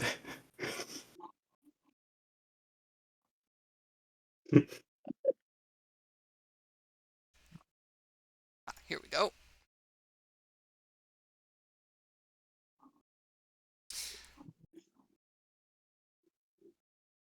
Da-da. Final climactic duel. The creature is very large, filling the corridor that it stumbles out of. It appears to be a sort of large bird. It is bird-shaped, covered in feathers, but its beak is metallic, as are many of its feathers, not all. And its eyes glow with a sickly blue-green light.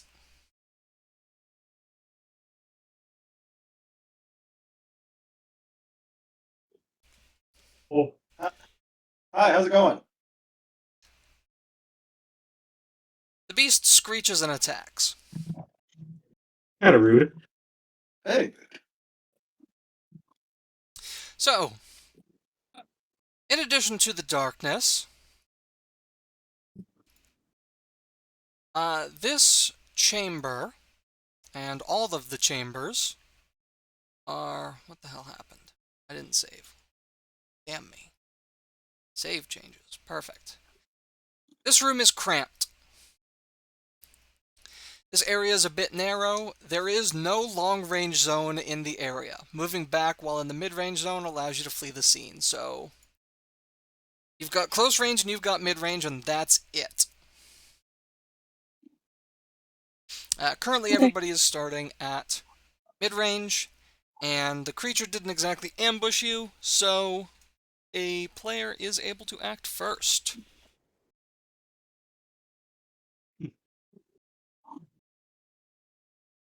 Ready to I like engage? how we can. Yeah, I was about to say I like how we can go in whatever order, but we've already decided a nice little neat order for how HOS goes.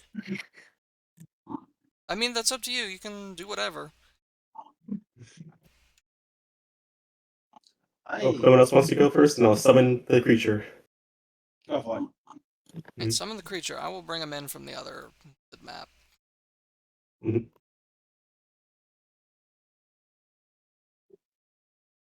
Durgle! What's the dog doing? Kicking ass. Are you summoning a bigger Durgle? Yeah, bigger Durgle. Bigger Durgle! Maximum Durgle! Big dog.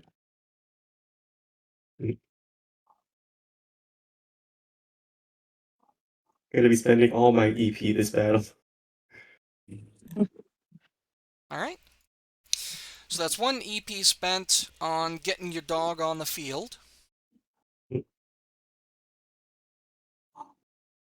Might as well use the spear. Actually, no, it's thrown again. Using the bow. Didn't you? I'm about to say, Got yeah, it. didn't you get a bow? Okay.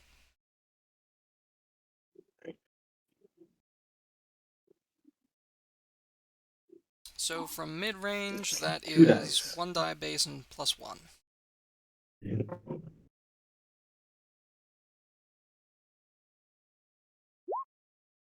Ooh, successes. 2 successes.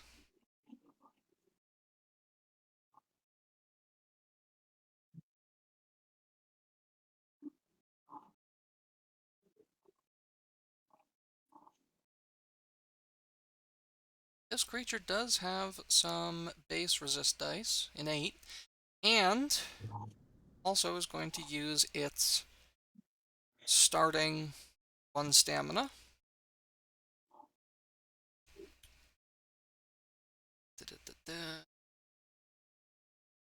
Go.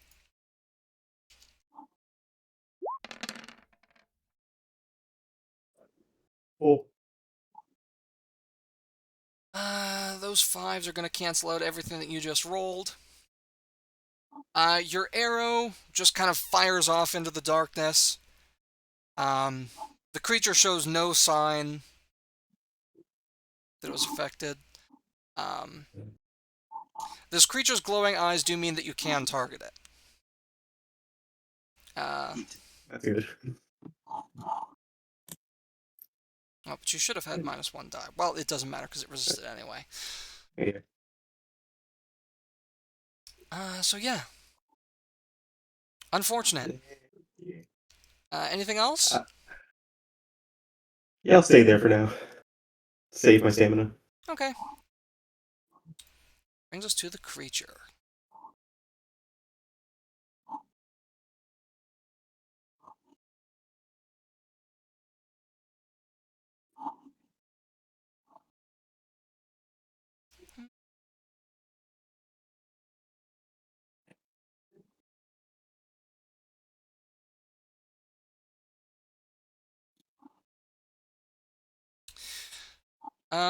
The creature seems to focus its glowing gaze upon poor Durgle.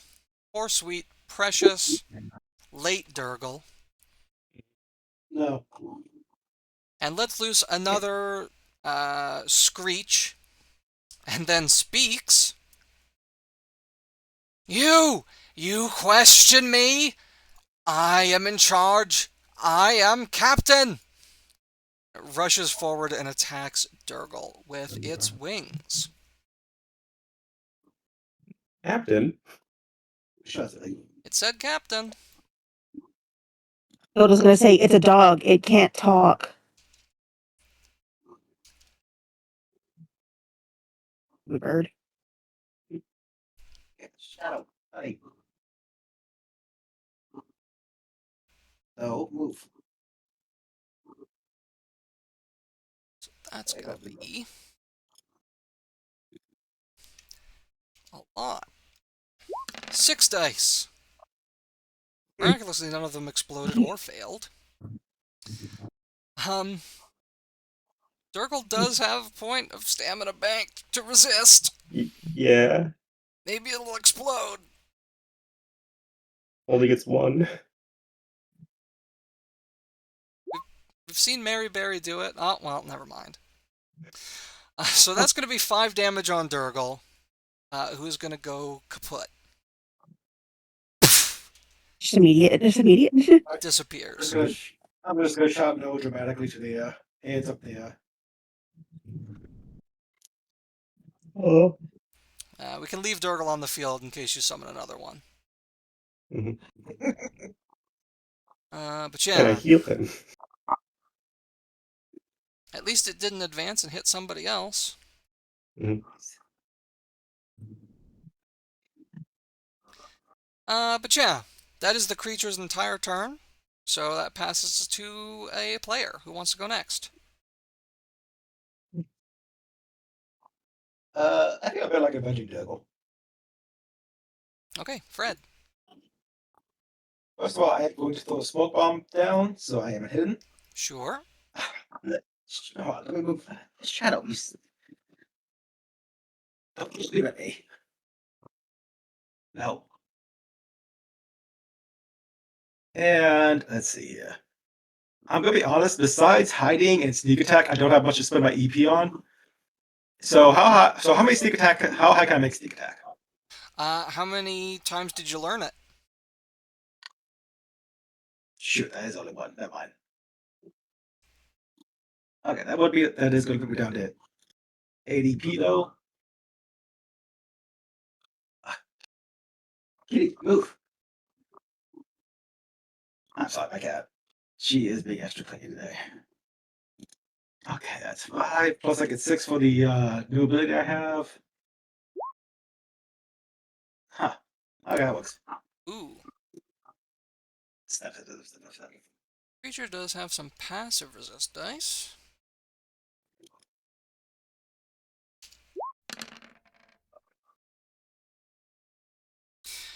So, let's see. 6 cancels out your 6. 4. So, that's 3 damage that goes through, which is by no means nothing.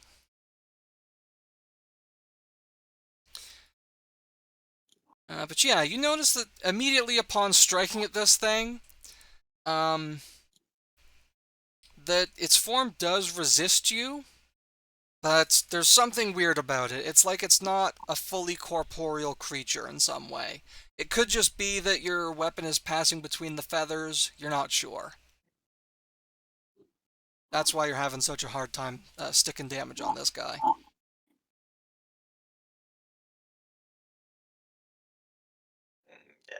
The ghost something. So you do have 1 stamina remaining. You can attack again if you want, or you can bank it to resist. I'm gonna attack again. Yeah, this won't be a sneak attack because I Yeah. would use my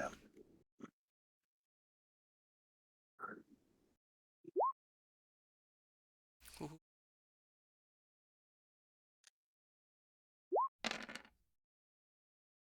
Okay, much less successful. It does resist 1 of those, but that's going to be another 3 points of damage that goes through against the creature. Fairly productive turn. Let's see. Okay. So that's the end of your turn, which brings us back to the creature. Here we are seeing the other side of one team being outnumbered, which is that the boss monster gets to go over and over and over again.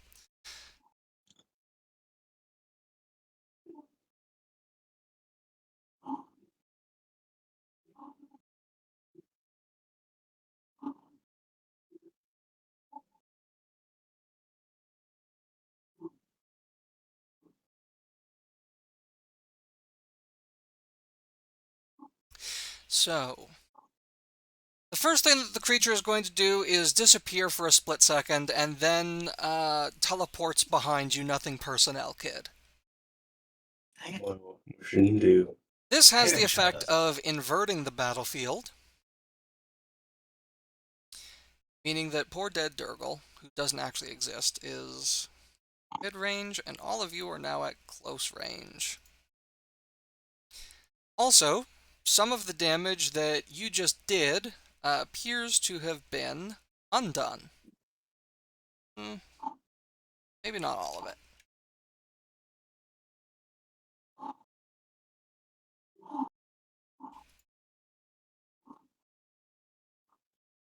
I cannot be stopped! I am invincible!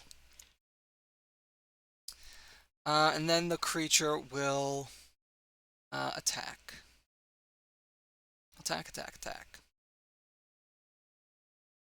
Maybe a couple of times. We'll see. Again, the wings flash out, this time targeting Fred and Togi. Oh, Each of you is getting hit with 3 dice. So, Togi first. oh.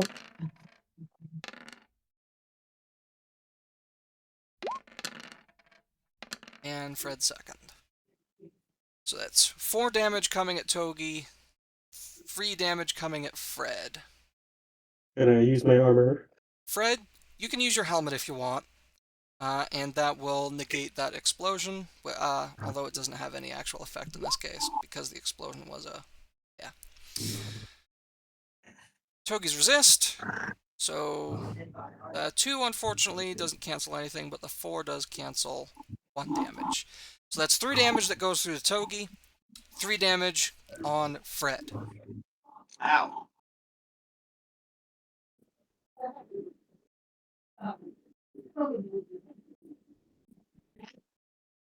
Ow. Don't bite me, cat. Get out of here. And then for good measure, the creature is going to attack again, this time hitting Hilda at maximum power. 5 Oh dice. no. Oh boy. So that's Oh, 6 damage headed your way. You do have a banked stamina if you want to resist that. Okay, yeah, I'm gonna use my armor and then one of my stamina. Okay. 2, 5, and 4. Unfortunately, the 2 doesn't resist anything, but the 5 and the 4 do knock off 2 of the successes. So that's 4 damage on you. Okay.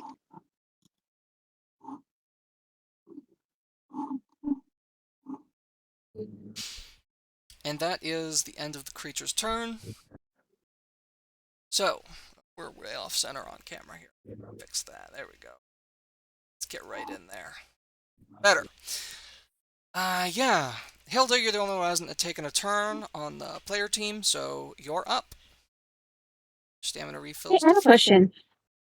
Hmm? With the powers, does it cost anything to use them? Does it cost like one of your stamina things? Passive powers don't cost stamina, they're just always active, or situationally active. But otherwise, using a power costs a stamina, yes. Okay, because yeah, the passive powers are the green ones, and then I have all the other ones are red for me. So, I have 3 stamina, so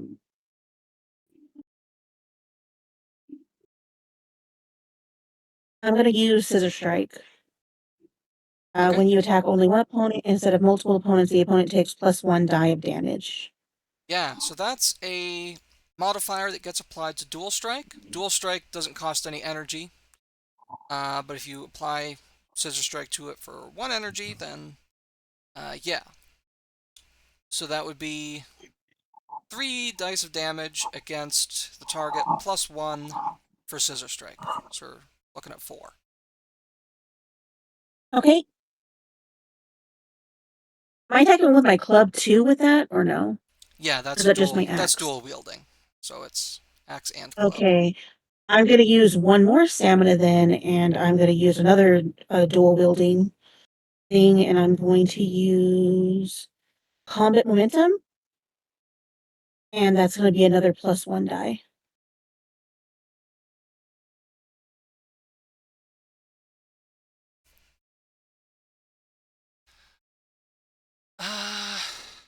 wait, no. I can't do that one. That's not the right one. Never mind. One second. Yeah, that's for hitting over- multiple different enemies. Yeah. It's like a combo breaker type power. If you've already attacked a bunch of people, then you can womp somebody for a lot. Okay. Then I'll use Overwhelm. It's when you attack only one opponent instead of multiple opponents, the opponent rolls -1 resist dice against the damage. Okay. So yeah, you want to use Scissor Strike and Overwhelm, then you're going to be spending 2 EP to use that. Okay. And it's 4 dice of damage, and this guy rolls -1 resist die. He usually rolls 2, so this is pretty good against him. 5, 6, 1, and 5.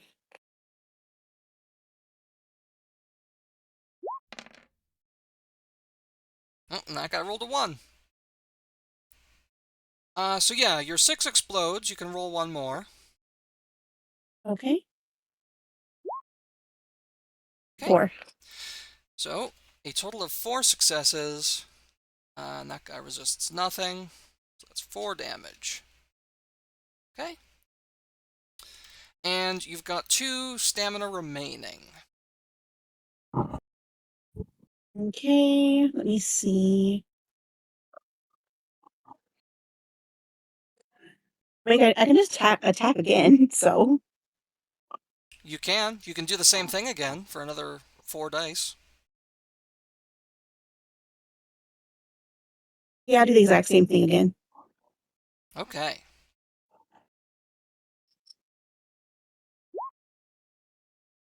3, 2, 4, and 1. Ooh, I got it. Those are not that great rolls. Yeah, that roll not as good. The creature rolls a 2, which cancels out your 2, but that's still 2 damage that goes through. To borrow some D&D terms, you think that this thing may be bloodied. Ooh. And you've got 1 stamina left. Do you want to save it, spend it? What are you thinking? It hits pretty hard, but I do have my armor. I'll do the same thing again. Okay. One all out. Whew. Oh, I rolled 2 6s, so I get 2 more extra die. dice. Yeah. Look, it's back. It's back. 4 and a 3. Sweet. Never mind. Oh, that's not too bad. That's pretty good. He can only roll against me once. He blocks 1. Yeah, blocks 1, but that's still 5 damage that goes through. This thing is severely damaged by just your relentless onslaught with your axe and your club. Oh, roll to see if your club breaks. Okay. Should have done this multiple times, but I don't want to take your rolls away from you. Got a 3. That's on me for forgetting how my own game works. Yeah, you cannot rely on players about too much of that, unfortunately. I haven't got to run it very many times. What can I say? Yeah. That's absolutely fair. I'm just saying players will like forget, not on purpose always, but Yeah, just Mhm. it's a new system. They're all still Yay. committing it to memory. So, good turn. Great turn, even. But now we are back to the creature, and the creature is pissed. Understandably. What's it got left? I have a feeling I'm about to be attacked. It will once again briefly disappear and reappear, recovering some of the damage that you just dealt, or so it seems. But it's still looking kind of ragged and desperate. It doesn't invert the battlefield this time. Not much point in it doing that.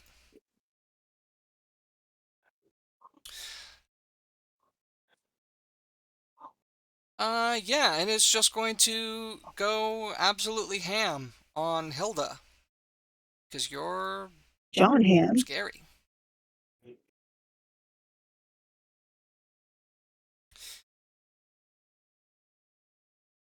You know, I said John.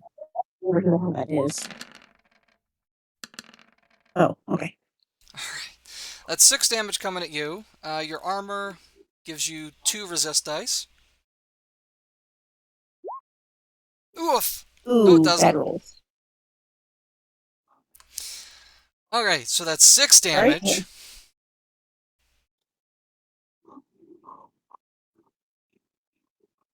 And it's going to do that again. Same target. Ah, Okay, 2 resist dice again.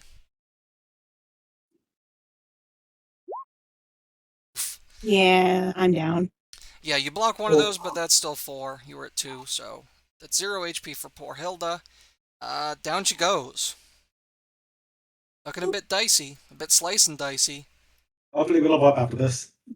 The flurry of metallic wings sends Hilda to the ground. But that's the end of the creature's turn. Togi and Fred. Either one of you can go next. After how much damage do you think you can do this thing? I don't do much damage, but I can heal. Yay! Okay, so I think I need to be healed. Mhm. Okay, I think you should go then. Go ahead and heal her now. Heal on yourself. I have a good amount of EP. It is time to do healing. Do the healing. I can only heal for 2. So I do it. Probably should do it multiple times. I heal Hilda, then I heal Hilda. Okay, so that's 4 HP. Hmm. Hmm. I don't know if I could heal Durgle. You cannot heal Durgle. Durgle disappears when slain. Ah, man. Durgle's not real. He's real in my heart. Yeah, I'm about to say Circle's unreal. Yeah, that's what monsters are. They're not real. That's why they disappear. So yeah, you've got 1 stamina left. And still quite a bit of juice. I think I should move. I'm not in melee. Okay, You're. you back up. And that's the end of your turn. Hmm. Which brings us back to the creature. What does the creature have left? It heals itself again. Slowly climbing back up towards maximum health. Not yet, but like, if it keeps healing. And then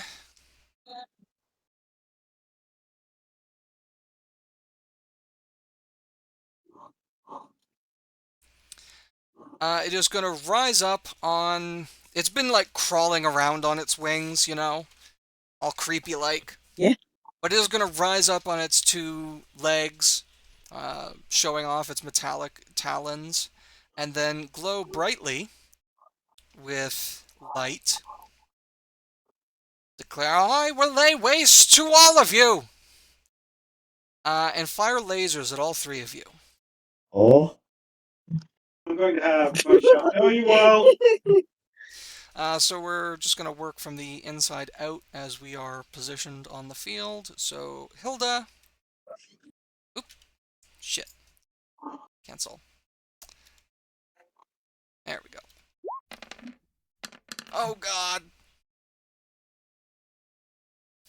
Okay, that's 4 damage incoming, but you still got your armor. Okay. You resist 2 of that, I block so 2. 2 damage, but you stay up because of the second heal. Good call. Good call, Togi. Fred number 6. 2 damage headed at you. You don't have any armor, so that's just going to go through. Or, well, you have a helmet, which is armor, but it doesn't give you resist dice.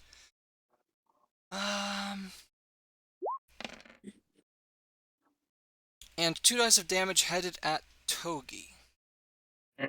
Do have light armor. I have no stamina. No stamina, but the light armor's passive. Oh. So 1 die if you want to use it. 1 success. 1 success, but not high enough. That's not going to cancel any of the damage, so you are going to take 2 damage, Togi. Oh. Getting a little dicey.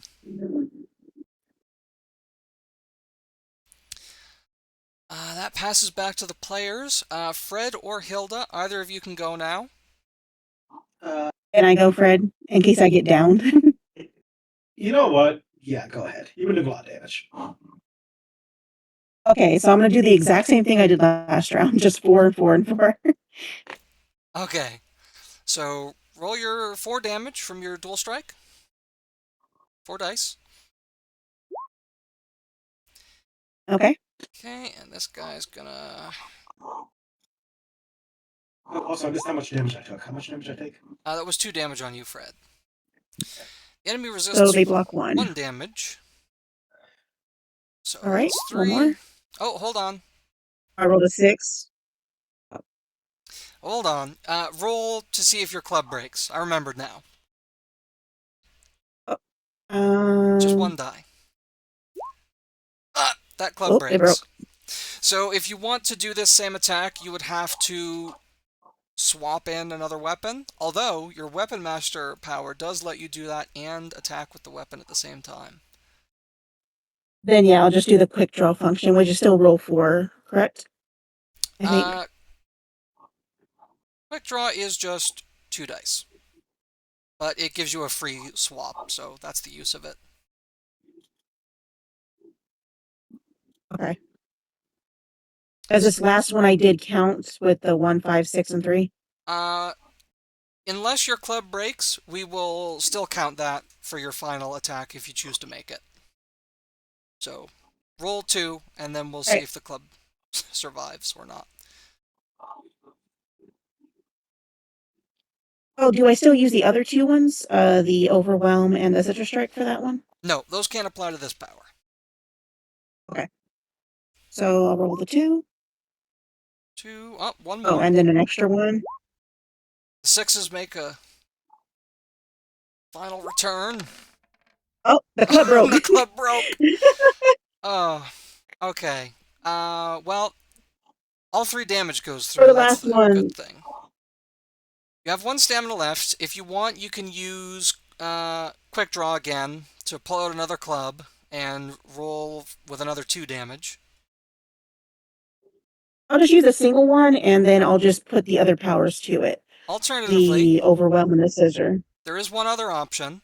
Your axe can be used 1- or 2-handed. If you use it 2-handed, then that's a 3-die attack. Then I'll do a 2-handed axe. Alright, 3 dice. Okay, can I apply the Scissor Strike and Overwhelm to this one? Nope. In order to use those, you can only do it with Dual Strike. They're modifiers for Dual Strike, and Dual Strike requires a weapon in each that's hand. right. Okay. Yeah.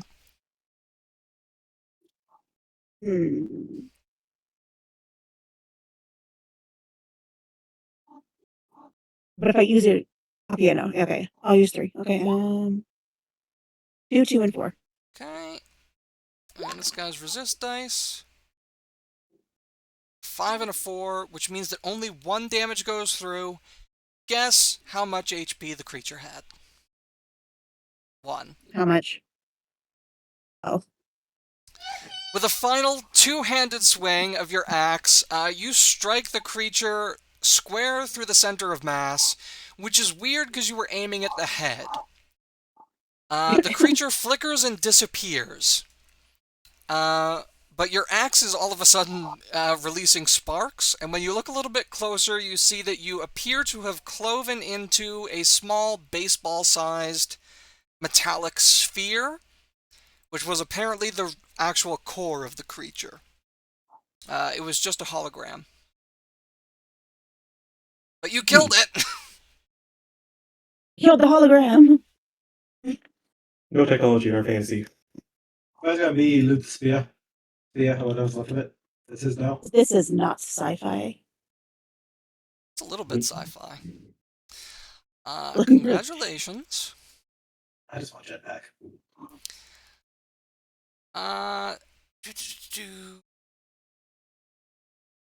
Boss monsters, unfortunately, are not worth very much combat XP.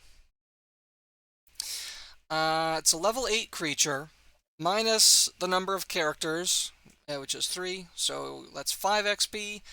Then everybody subtracts their level. which brings you to 2 XP for defeating that horrible thing. But also, this was a major quest, which is worth 10 XP. So a total of 12. Which is enough to get you to level 4, and most of the way to level 5. Well done, everybody. So how many XP should we have left over after we You move to level 4? should have 10 XP left over. Okay. So our max XP goes up to 15. Yeah. So yeah, health goes up, EP goes up, plus 2 power points. Get more Which PP. may be advantageous for finding your way out of Midnight Gulch. I'm just going to hurry through because we've already run a little bit longer than I was hoping we would. Yeah. It's a little bit late. Having fulfilled your Silken Vow, Fred, you gain a new item. You gain a... never mind. I gotta fucking fix this first.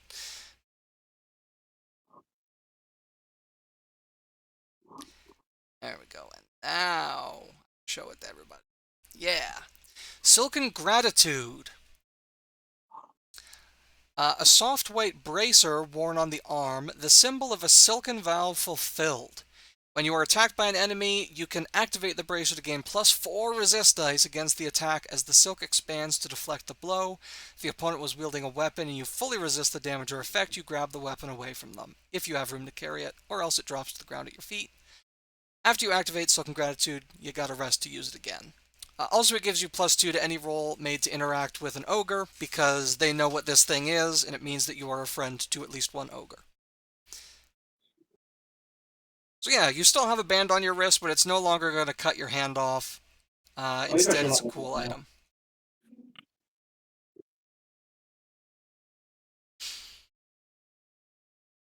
Yeah. That's fun. Well done! You successfully completed the adventure, and only one of you died, only one time. Well, technically Hilda, but you got healed within the same scene, so it's a little different. Yeah. I do know next if I ever play this again and I get Bruins, I'm gonna get a melee weapon because it was kind of weird to just be probably the most tanky character, but not being melee. Yeah, I tried to make all the weapons unique and interesting so that which one you pick felt like important. I get it. Shadow. The downside is that each of them is a little bit limited in what you can do with them, but yeah. It worked out. Well. If you had followed the road, you would have been attacked by bandits, and that would have given you an opportunity to get some more weapons and stuff. But instead, you found a whole bunch of dead adventurers, which were worth bonus XP. So, I mean, you gave me a choice: either follow a road or get lost in the woods. You know which one? I know which one I pick. Yeah. So, I hope you had fun playing Power Fantasy. This brings us to the end of the adventure and the end of the stream. Let's just go around again, reintroduce yourselves, post your links, announce anything that you have to announce. Let's start again with Neko. Hi, my name is Neko. I will be streaming tomorrow. I do some writing. I do some other stuff here and there. Mostly, I just exist, and I think I'm doing a pretty good job at it.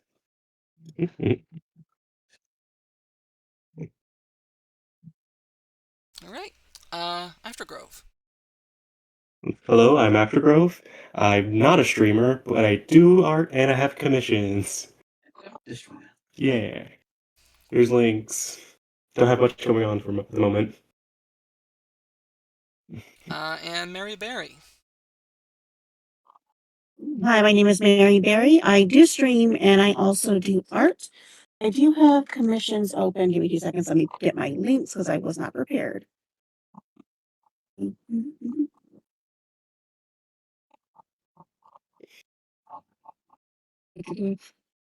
But yeah, I have a shop open on VGen where I am doing like GIF tubers as such, and like starting Zoom screens eventually when I make the post for it because I'm lazy and I don't do that. Right If I on. ever open up a shop, I mean, I got one thing open in there.